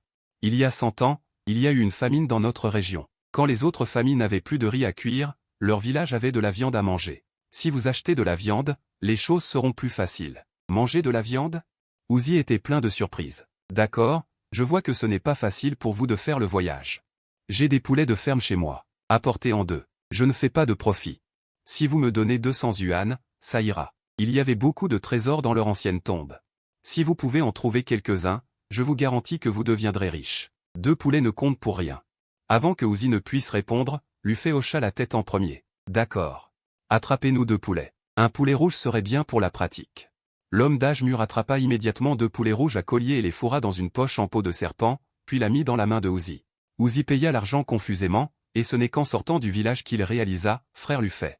Suis-je encore arnaqué? Qu'est-ce que ce village de viande de pierre ou pas de village de viande de pierre? Je pense qu'il voulait juste me vendre 2 crevettes transformées en poulet. Lufei sourit, pas nécessairement, nous avons affaire à des pasteurs. Peut-être que cela sera utile. Il n'y a pas de route à l'arrière de la montagne, et la voiture ne peut pas monter. Les 2 hommes ne pouvaient que monter la montagne à pied. Uzi n'était pas encore complètement rétabli et haletait de fatigue. Lufei allait mieux. Le long du sentier de montagne qui longeait la courbe, à mi-hauteur de la montagne. Ils virent un très grand arbre jaune, dont le tronc était exagérément épais, nécessitant que 2 adultes étendent leurs bras pour le faire. Il devait avoir au moins 100 ans, mais ce grand arbre autrefois florissant était maintenant mort, ne laissant que son tronc nu. tordu et pointant vers le ciel, dégageant une aura de délabrement et de froid. Derrière l'arbre jaune, il y avait de vieilles maisons de village, ce devrait être ici, Lufei plissa les yeux. L'éclat de cet arbre mort, ce genre d'arbre est généralement l'arbre du feng shui d'un village, cet arbre est si épais. Ce village aurait dû être très prospère et développé, mais l'arbre est mort. Le feng shui du village n'est plus bon. Uzi admira avec admiration, frère Lufei. Tu comprends même le feng shui? Je comprends juste un peu, dit Lufei en souriant. Quand j'étais enfant, j'écoutais souvent mon grand-père parler de feng shui, de physiognomonie, de tabou yin et yang, etc. Mon grand-père disait: il faut tout savoir quand on fait des affaires peu scrupuleuses pour éviter de tomber dans les pièges. Il a beaucoup appris par le passé.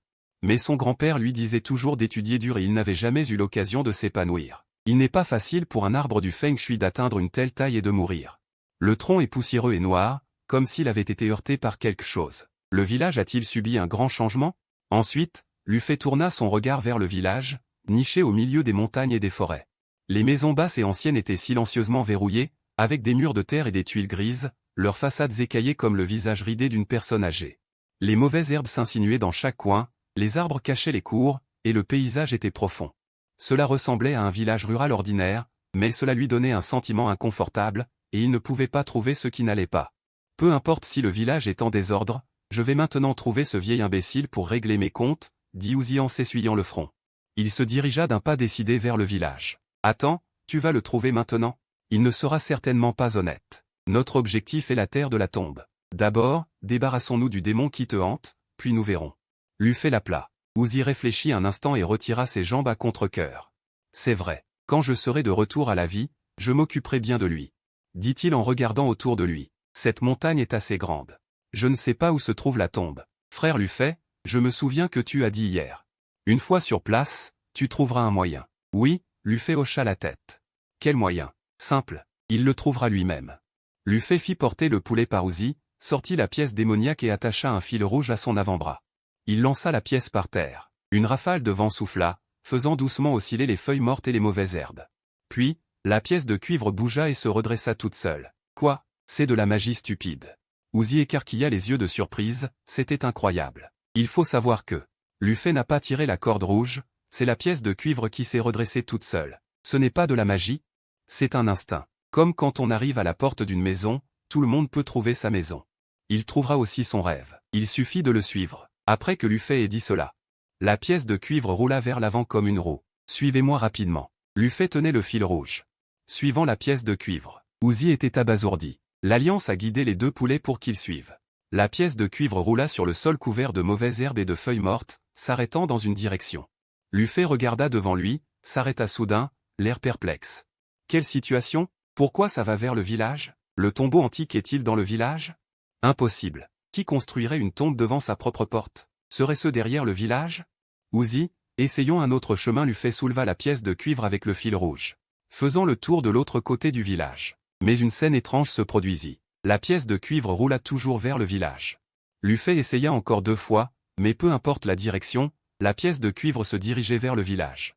La direction était claire, sans la moindre hésitation. Il semble que sa destination soit dans le village. Lufei fronça les sourcils. C'est trop étrange. Construire une tombe dans son propre village. Ça ne te dérange pas, frère Lufei? Tu ne t'es pas trompé? Uzi trouva cela incroyable. Tu te tromperais sur l'emplacement de ta propre maison? Non. Il ne se tromperait pas non plus. Lufei rangea la pièce de cuivre et fit un geste à Uzi.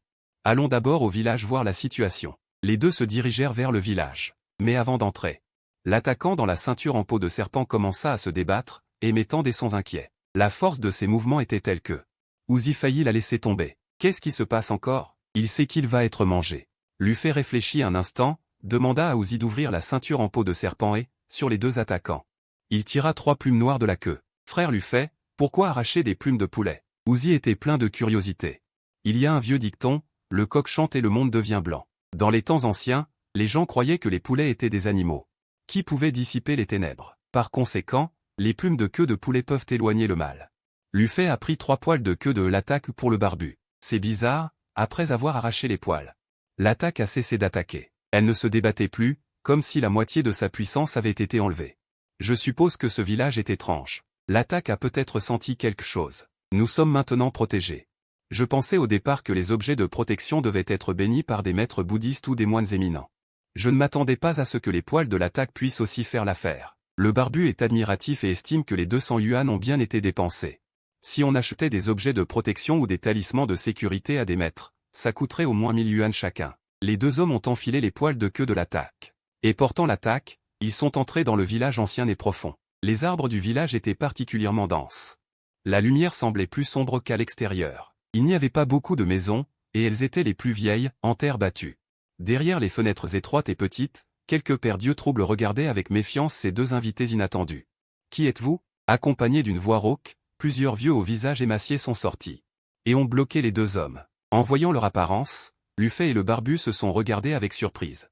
Peu importe leur taille, leur corpulence, tous ces vieux avaient sur le visage, le cou, et même le dos de la main des taches noires de taille différentes, ce qui était particulièrement effrayant. « Grand-père, nous cherchons quelqu'un. » Réprimant son malaise, Lufei a affiché un sourire aimable. « Qui cherchez-vous » Le chef était un vieil homme portant une veste Zhongshan délavée, les mains derrière le dos, son visage ridé dégageant une aura solennelle. « C'est un grand-père, il devait nous vendre des pièces anciennes, et nous a dit de venir les chercher. » Lufei fit signe au barbu, et le barbu tendit les deux attaques. « Nous sommes venus à la hâte.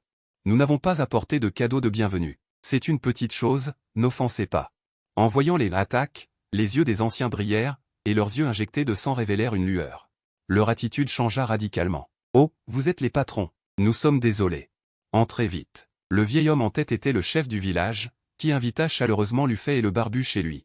Il ordonna de faire bouillir de l'eau pour le thé. Lufei observa que bien qu'il y ait quelques dizaines d'habitants dans le village, il n'y avait que des personnes âgées, toutes émaciées, leur peau ridée couverte de taches noires. Ce qui les rendait vieux et effrayants. Lufei n'avait jamais entendu parler d'une maladie génétique aussi étrange. « Que voulez-vous acheter, messieurs » Le chef du village demanda très gentiment en regardant les deux jeunes inconnus. Lufei demanda prudemment, « J'ai entendu dire qu'il y avait une ancienne tombe ici, avec beaucoup de bonnes choses à l'intérieur. Ce sont des rumeurs. Comment un petit village comme le nôtre pourrait-il avoir une ancienne tombe? Nous n'avons que quelques vieilles pièces. Transmises par nos ancêtres. » Le chef du village agitait la main. « Tant que ce sont de vraies pièces. De vieilles pièces conviendront. » Lufei répondit au chef du village et mit la main dans une poche. Sentant une pièce de cuivre. Je ne sais pas pourquoi, mais une fois arrivé au village, les pièces de monnaie se sont tues. Quel embarras, petit patron. Nous n'avons jamais pensé à vendre des biens ancestraux, dit le chef du village avec un sourire. Je ne sais pas qui vous a dit de vendre des antiquités. Uzi travaillait jusqu'à tard, ses grands yeux habillés de tissu noir. Il avait une grosse tache noire sur le cou, il avait aussi oublié tout à l'heure, et n'avait pas vu le vieil homme qui lui vendait les pièces. Ça sonne comme là aussi, mais c'est impossible, le chef du village et les autres se regardèrent. Tous montrèrent des expressions étranges sur leur vieux visage. Là aussi est mort il y a un demi-mois, comment est-ce possible? Je l'ai vu la semaine dernière, celui qui est mort n'est certainement pas lui, dit Uzi en secouant la tête avec force. En l'entendant dire cela, le chef du village et les autres anciens étaient également perplexes, demandèrent-ils avec doute. Ne regardez pas nos visages, là aussi est celui qui a le plus de taches sur le cou. Sa photo mortuaire est exposée à la maison. Pourquoi ne pas vous y emmener pour jeter un coup d'œil? D'accord, immédiatement. Lufei et Uzi suivirent le chef du village jusqu'à la maison de Laossi, dans une maison en terre sombre et simple. Une photo en noir et blanc était posée sur l'armoire. Uzi s'avança pour regarder, c'était comme s'il était cuinglin. Le vieil homme qui vendait des bêtes avait une expression vide. Bien qu'on ne voie que la moitié de son cou, on pouvait toujours distinguer la grosse tache noire.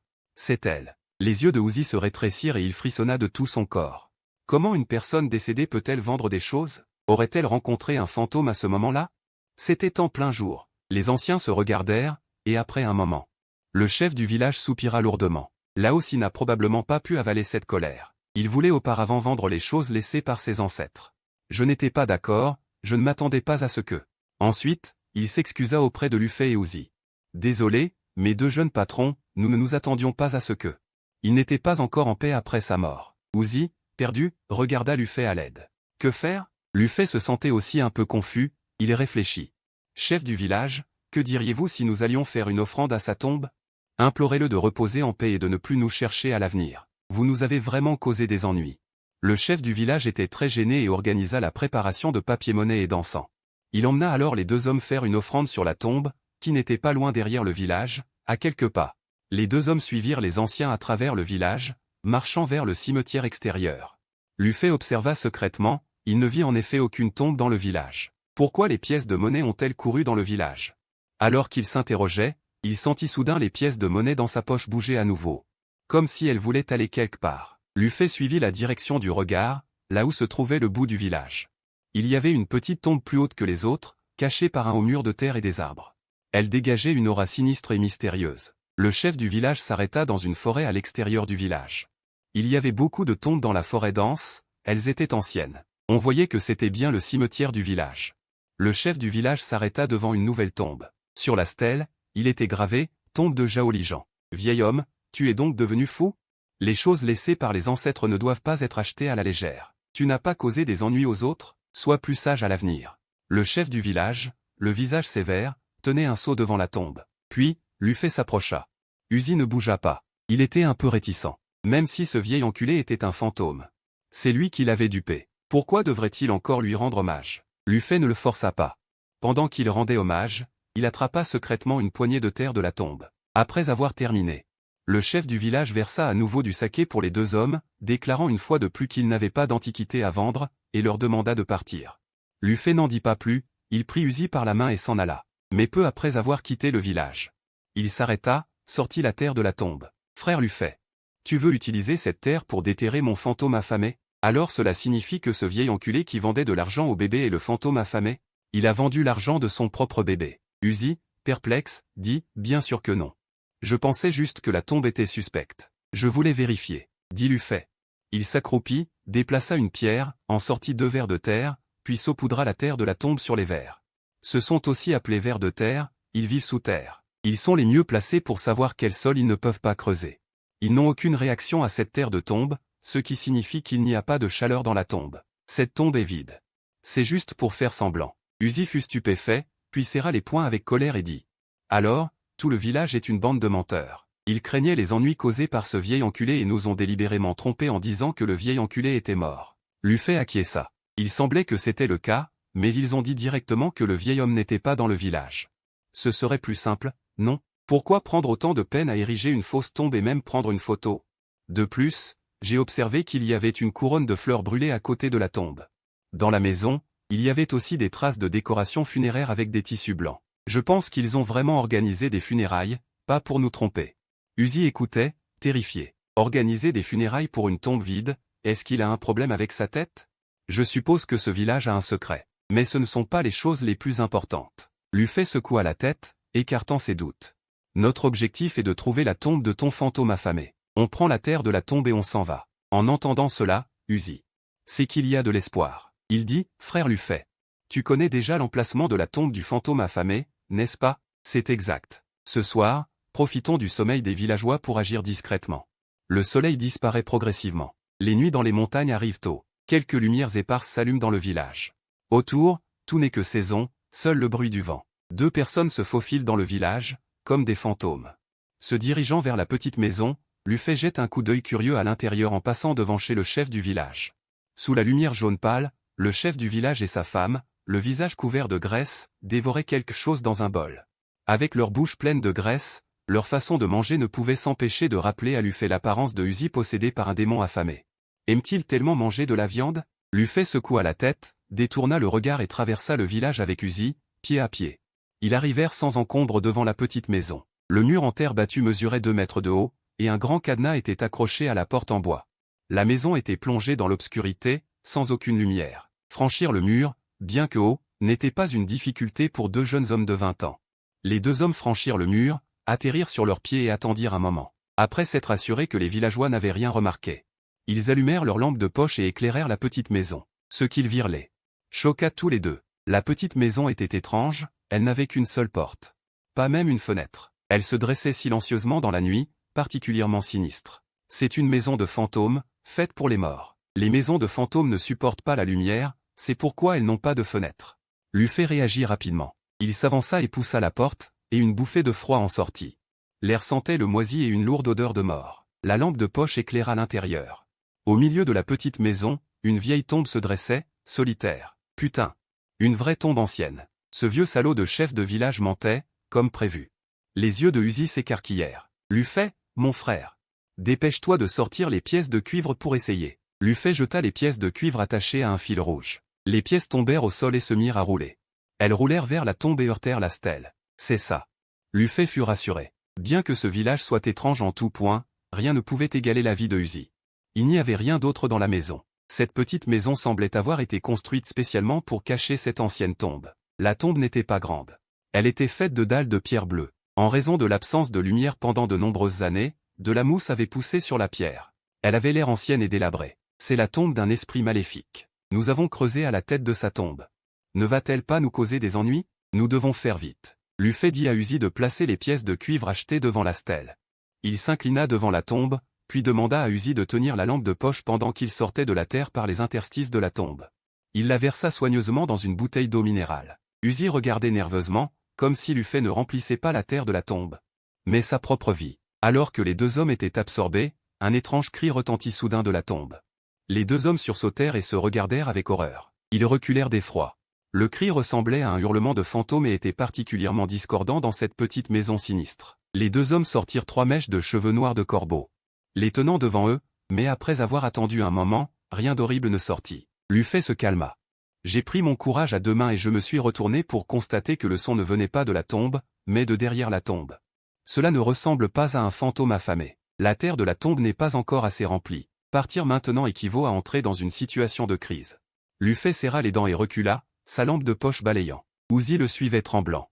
Sous la lumière tremblante, le visage de Bisagne, qui était sur la photo commémorative, apparut devant les deux hommes. Oh mon Dieu, un fantôme. Non. Uzi s'apprêtait à avoir peur quand il réalisa soudain que la scène devant lui était fausse. Le vieil homme était ligoté. Il avait un tissu dans la bouche et criait avec ferveur à Lufay et à lui-même, les larmes aux yeux. C'est clairement un humain. Qu'est-ce qui se passe? Uzi sentit son cerveau se disloquer. Le vieil homme devant lui était celui qui lui avait vendu les pièces de monnaie, Zhao Lijian.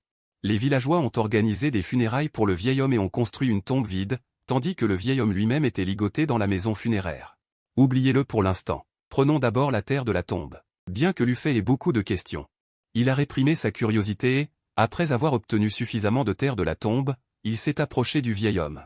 Le vieil homme Zhao était très excité. Son corps maigre se tordait sans cesse, émettant des sons désagréables vers les deux hommes.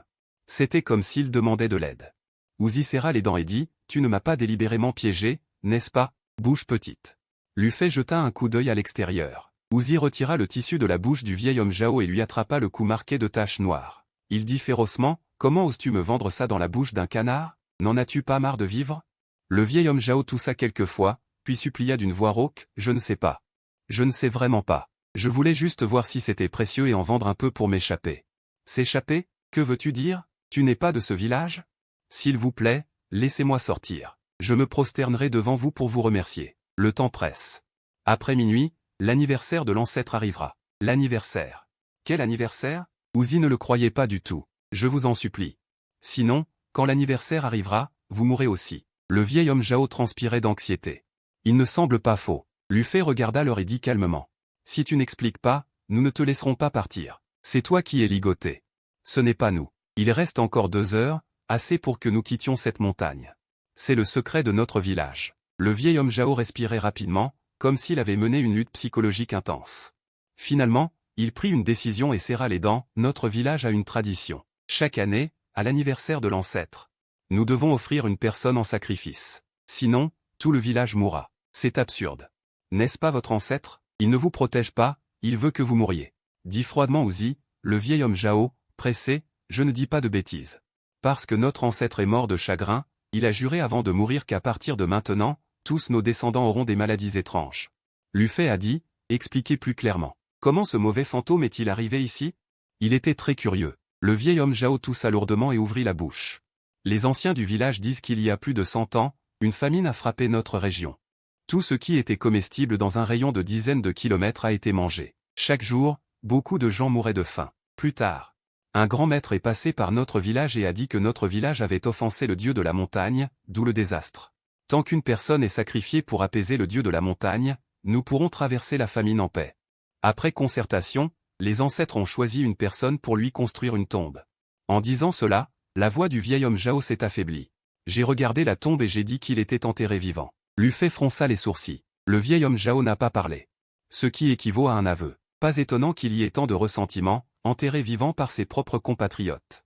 Mort de faim. Vous croyez encore à des choses aussi inhumaines? Ce n'est pas nous, ce sont les anciens ancêtres. Le vieil homme Zhao avait l'air triste. Ce sont eux qui ont fait ça, Mais ils ont entraîné nos descendants. Tant que des taches noires apparaissent sur nous, nous aurons envie de manger de la viande de façon incontrôlable, et après avoir mangé, nous vomirons et nous nous sentirons mal.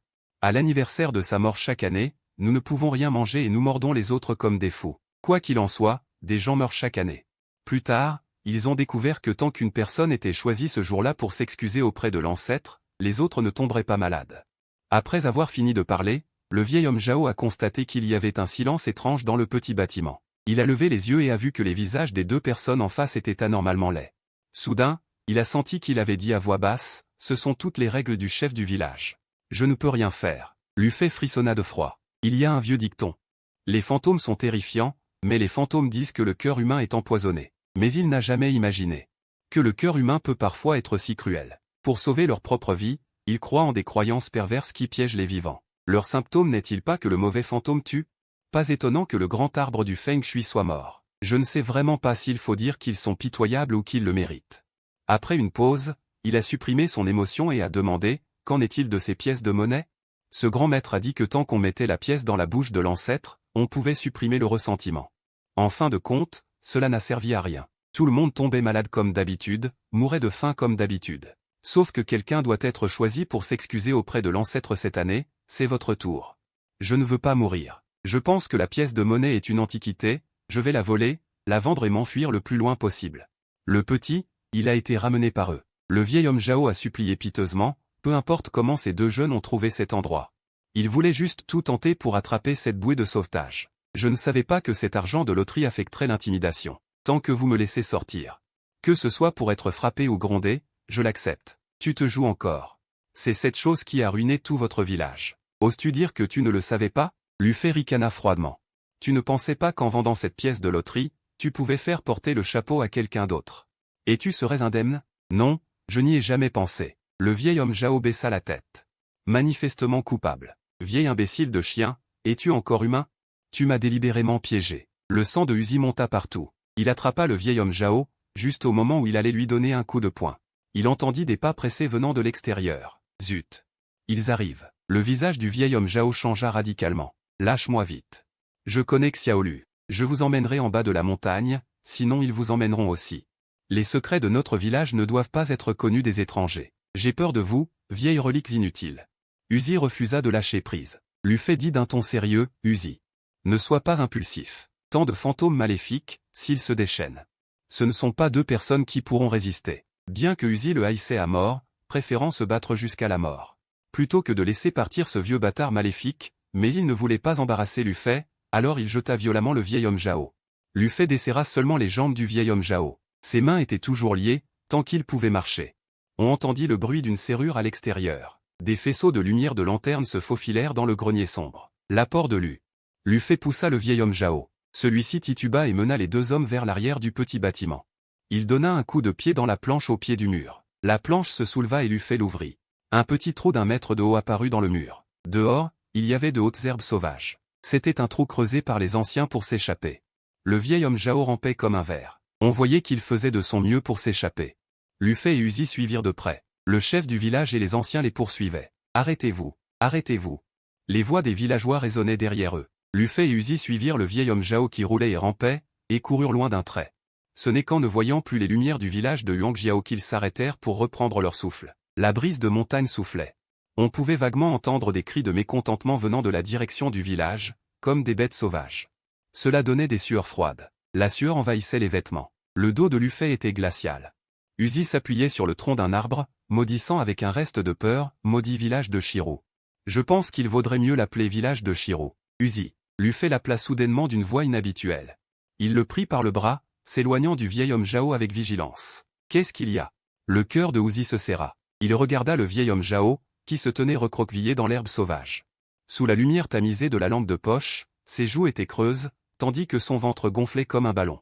La faim démoniaque se manifestait. La bouche ridée du vieil homme Jao s'ouvrit, et sa salive dégoulina le long de ses lèvres. Ses yeux avides fixaient les deux hommes, puis il poussa un cri effrayant. Sa bouche pleine de cicatrices s'ouvrit en se projetant vers eux. Ils l'esquivèrent. Le vieil homme Jao avait les mains attachées derrière le dos. L'Ufei s'avança et lui mit un pied sur le dos, le clouant au sol. « Uzi, viens m'aider. » L'Ufei sortit la corde qu'il avait utilisée pour attacher le vieil homme Jao. À eux deux, ils ligotèrent à nouveau ce vieil homme décharné. Le vieil homme Zhao se débattit comme un poisson mourant. Des grognements indistincts sortaient de sa gorge. Lu-fei lui jeta de la cendre dans la bouche et le piqua ensuite avec 3 cheveux noirs. Sur son front et ses tempes, il en sortit du sang noir, et il commença enfin à se calmer. Frère Lu-fei, je ne me transformerai pas ce soir. Uzi regarda le vieil homme Zhao, qui n'était ni humain ni fantôme. Il comprit alors ce que c'était que d'être possédé par un démon affamé. Auparavant, il souffrait plus qu'il n'avait peur. Maintenant, il avait plus peur. Il n'osait pas imaginer les conséquences s'il avait mordu quelqu'un sans trouver Lu-fei. Ce ne serait pas le cas. L'effet de Fu Shui durerait 3 jours. Lu-fei ne pouvait pas garantir à 100%. Tu ne veux pas m'attacher aussi? Je préférerais mourir plutôt que de manger quelqu'un. À cette pensée, Uzi ressentit une vague de nausée incontrôlable.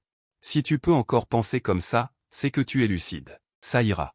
Lu-fei le rassura. Si tu as vraiment peur, tiens un objet de protection. Ces choses protègent contre le mal et répriment les mauvais esprits. D'accord. Uzi serra rapidement l'objet de protection dans sa main. Peut-être était-ce psychologique, mais il se sentit vraiment mieux.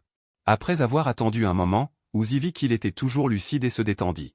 Frère Lu-fei, il faut attendre le lever du soleil. Ce ne serait pas bénéfique pour Tang en vain? Uzi était réticent. Décide par toi-même ce que tu dois faire. Je m'occupe de chasser les mauvais esprits.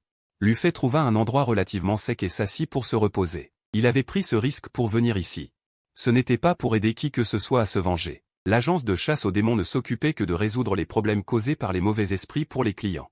Il ne s'occupait de rien d'autre. Uzi ne dit plus rien, regardant de ses yeux. Le vieil homme Zhao, inconscient. Cette nuit était enfin passée, quand le soleil se répandit dans la forêt. Lu-fei sortit la pièce de démon et la terre du cimetière collectée, ainsi qu'une bouteille d'huile comestible préparée à l'avance. Il enfouit d'abord la pièce de démon dans la terre du cimetière, puis la versa avec de l'huile comestible. Une fois que toute la terre fut humidifiée, il la plaça au soleil pour la faire sécher. La terre commença à bouillir, produisant un son semblable à celui de la friture dans une poêle. De la fumée noire s'en échappe. Quand la fumée s'est dissipée, Lu-fei a déterré la pièce de cuivre du sol. Il l'a essuyée avec une serviette en papier, l'a mise au soleil et a jeté un coup d'œil, affichant un grand sourire. C'est fait, cela l'a résolu. Le visage de Uzi affichait une lueur de compréhension.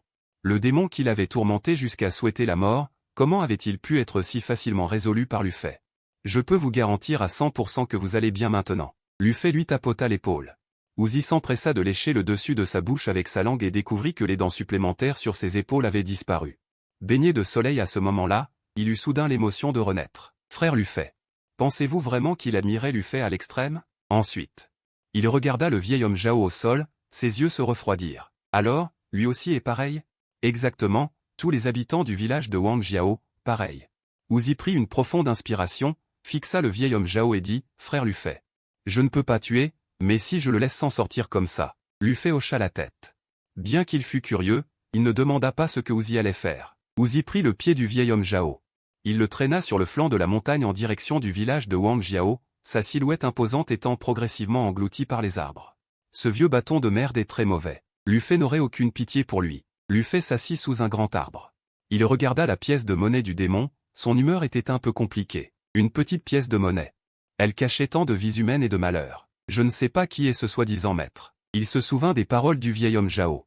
Il avait toujours l'impression que les actions de ce maître utilisaient les habitants du village de Wangjiao pour nourrir la pièce de monnaie du démon. L'idée de piéger des vivants venait du maître.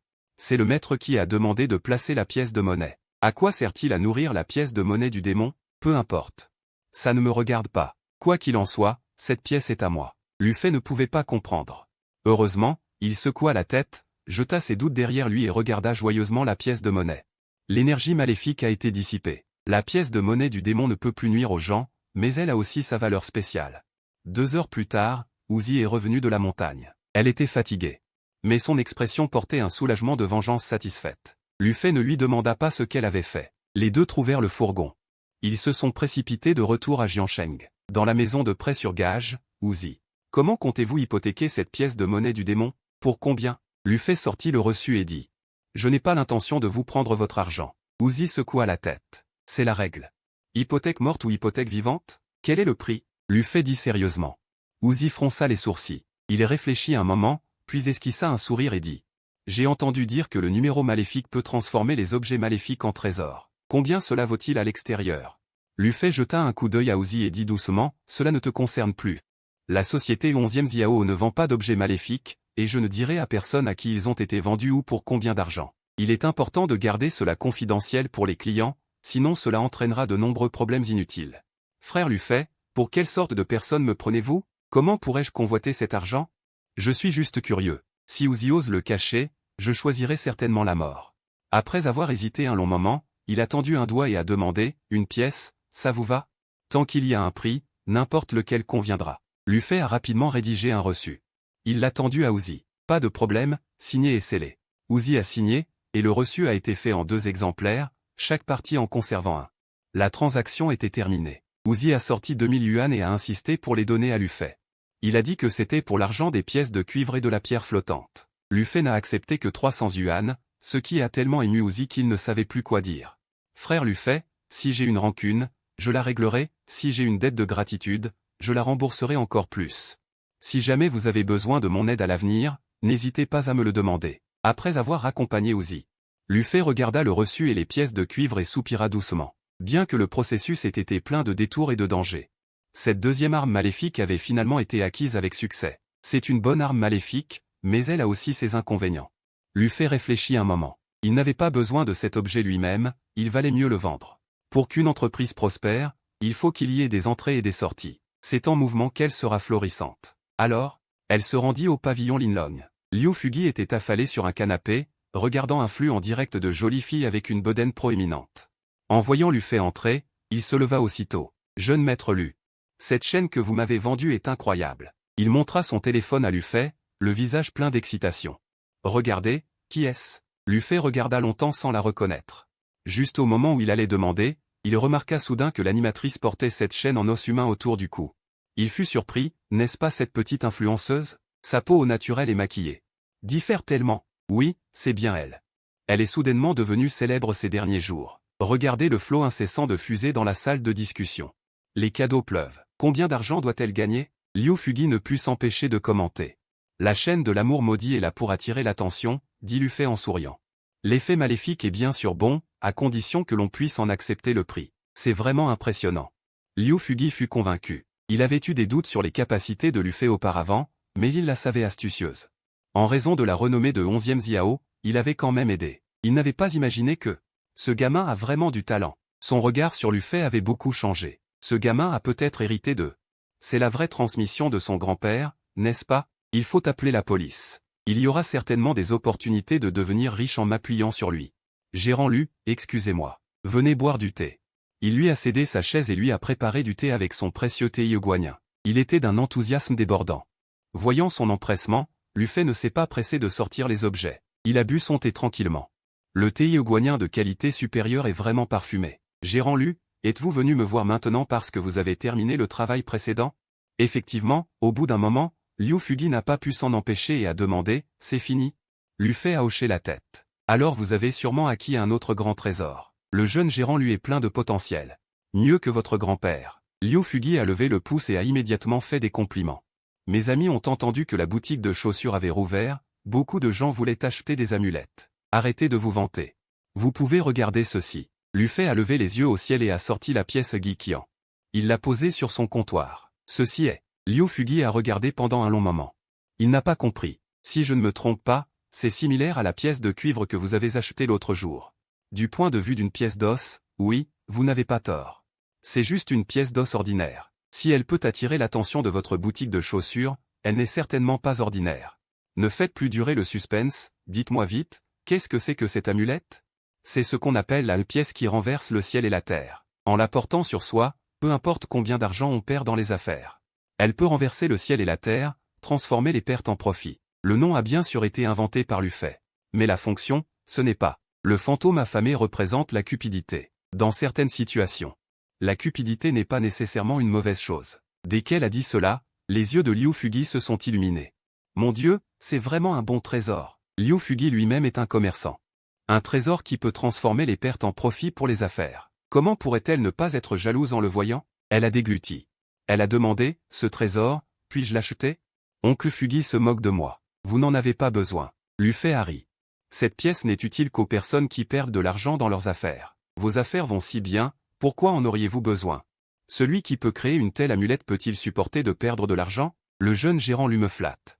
De nos jours, les affaires sont difficiles. Je me débrouille à peine pour gagner ma vie. Liu Fugi a dit humblement.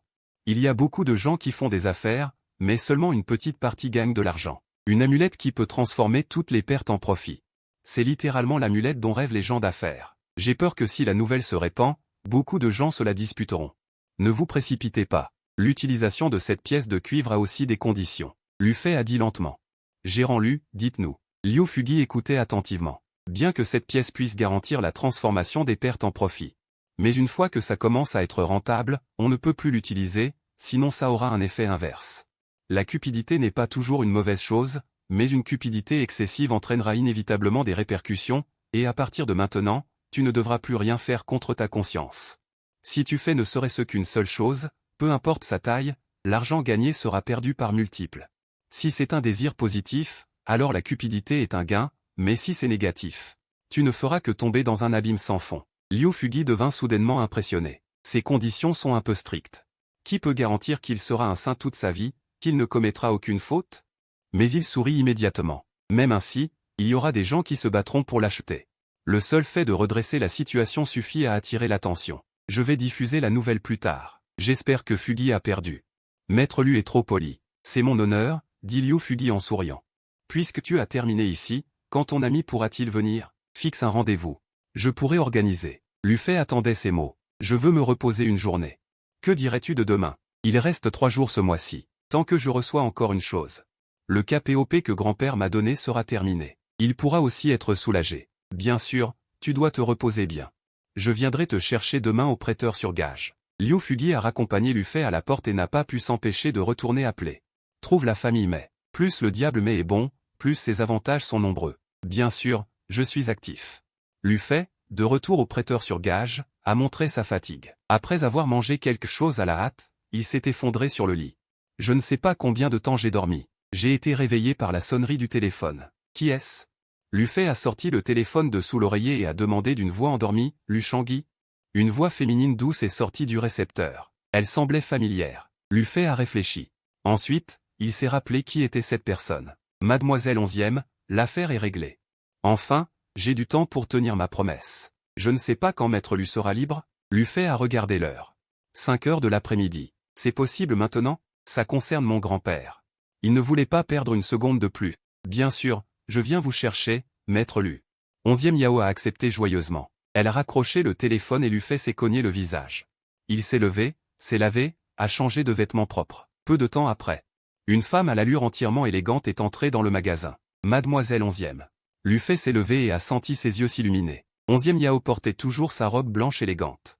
Mais son esprit et son énergie étaient complètement différents. Ses yeux étaient sombres et brillants, ses lèvres pleines et rouges, sa peau naturellement lisse et pâle, comme de la soie. La robe blanche épousait ses courbes corporelles pleines de grâce. Bien qu'elle soit habillée sobrement, elle était charmante et attrayante. Les boucles d'oreilles en perles ressemblaient à des gouttes de rosée matinale, ornées de chaque côté de son visage, la faisant ressembler à une rose blanche épanouie, pure et pleine de charme féminin. Sans y regarder de près, il est difficile de remarquer la fatigue subtile dans son expression. Il semble que Mademoiselle 11e aille bien. Lu Fei a souri. C'est grâce à Maître Lu. Sinon, je n'aurais pas eu l'occasion de me sortir de la boue. 11e Yao sourit gracieusement, son sourire était un peu complexe. En fait, Lu Fei était très curieux. Quelle était la situation de son fiancé? Pourquoi lui voulait-il du mal? Mais c'était son intimité. Il n'osa pas demander plus. Le commerçant Lu Fei de fermer la porte. Il marchait dans la rue avec 11e Yao. La rue des Antiquités est une rue piétonne, on ne peut pas y garer de voiture. La voiture de 11e Yao était garée dehors. Son apparition a attiré beaucoup d'attention sur Lu Fei. Seul Liu Fugi avait l'air de comprendre. Pas étonnant qu'il ait eu un jour de repos. Il s'avère qu'il avait un rendez-vous familial. Mais un jour de repos est-il suffisant? La voiture de 11e Yao était une Mercedes-Benz blanche discrète. Il y avait une légère odeur de parfum agréable dans la voiture. Elle conduisait Lu Fei à travers les rues animées de la ville, s'éloignant progressivement vers la banlieue. Lu Fei se sentait un peu étrange. Ses aînés aimaient-ils le calme et vivaient-ils dans un endroit isolé? Pendant le trajet, 11e Yao était particulièrement silencieux. Ses mains blanches et fines serraient le volant, ses yeux fixaient droit devant. Laissant à Lu Fei un profil exquis. Il ne savait pas à quoi il pensait, et Lu Fei n'osa pas demander davantage. Alors il ferma les yeux pour se reposer, laissant l'autre personne le conduire loin. Lu Shangyi. Nous sommes arrivés. 2 cloches, la voiture s'est arrêtée. La voix de 11e Yao résonna. Lu Fei ouvrit les yeux et regarda par la fenêtre de la voiture. L'air était frais, les montagnes vertes et l'eau claire. C'était une belle région montagneuse. Cependant, parmi les cyprès et les pins touffus, des pierres tombales apparaissaient et disparaissaient. Une tombe. Lu Fei fut surpris. 11e Yao conduisit Lu Fei. Devant une tombe bien située, il montra une expression d'excuse, désolé. Lu Shangui, mon grand-père est décédé. Sur le chemin. J'ai continué à penser à la façon de t'expliquer, mais je n'ai jamais su comment commencer. Il est mort. Alors comment a-t-il pu te laisser venir chercher le magasin Xiezi? Lu Fei fronça les sourcils. Demain, le grand-père me l'a donné avant de mourir. Il m'a dit de trouver le magasin Xiezi à la rue des Antiquaires si je rencontrais des objets étranges. 11e Yao se sentit encore plus désolé. Il s'est expliqué. À ce moment-là, je n'y ai pas beaucoup réfléchi, j'ai juste rangé le magasin de main comme un objet laissé par mon grand-père. Plus tard, à cause de ce collier d'os humain, je m'en suis souvenu. À ce moment-là, il a juste traité cela comme un fait, sans s'attendre à ce que Lu Fei le sauve vraiment. Ensuite, il a spécifiquement étudié le magasin Xiezi, seulement alors a-t-il compris quelle sorte d'existence était le magasin Xiezi. La tombe était silencieuse. Cette tombe était très grande, loin du groupe de tombes, seule et tranquille. Il y avait une rivière à proximité, des montagnes au loin, et le terrain était dégagé. Le feng shui était très bon, et l'emplacement était visiblement choisi avec soin. Lu Fei regarda la pierre tombale. Il resta silencieux, pensant pouvoir obtenir des indices sur son grand-père. À sa déception, il était toujours déçu. Je suis désolé. Monsieur Lu, peux-tu me dire pourquoi tu cherches mon grand-père? Peut-être que je peux t'aider. 11e Yao est très coupable et veut faire quelque chose pour compenser. Lu Fei resta silencieux un instant, puis dit lentement, je cherche mon grand-père. Quoi? 11e Yao fut stupéfaite. Tu n'as pas dit que le vieux commerçant lui est parti en voyage? C'est exact. Depuis qu'il est parti il y a 3 ans. Il n'est jamais revenu. Je le cherche depuis tout ce temps. Je pensais trouver des indices auprès de ton grand-père. Je suis vraiment désolé. Je comprends ce sentiment quand un proche disparaît. J'aurais dû t'expliquer plus tôt, mais à ce moment-là, je voulais tellement résoudre ce problème. Ce n'est pas pareil. Au moins, ton grand-père est clairement enterré ici, mais mon grand-père. Où est-il? On ne sait pas s'il est vivant ou mort. Lu Fei sourit amèrement, sans en vouloir à 11e Yao. Au contraire, il dit d'un ton léger. Mademoiselle 11e, ne pense pas trop. Ça n'a rien à voir avec toi. Mon grand-père m'évite exprès. Il ne veut pas que je le trouve, mais je suis une personne têtue. Depuis que je suis petit, je ne sais pas combien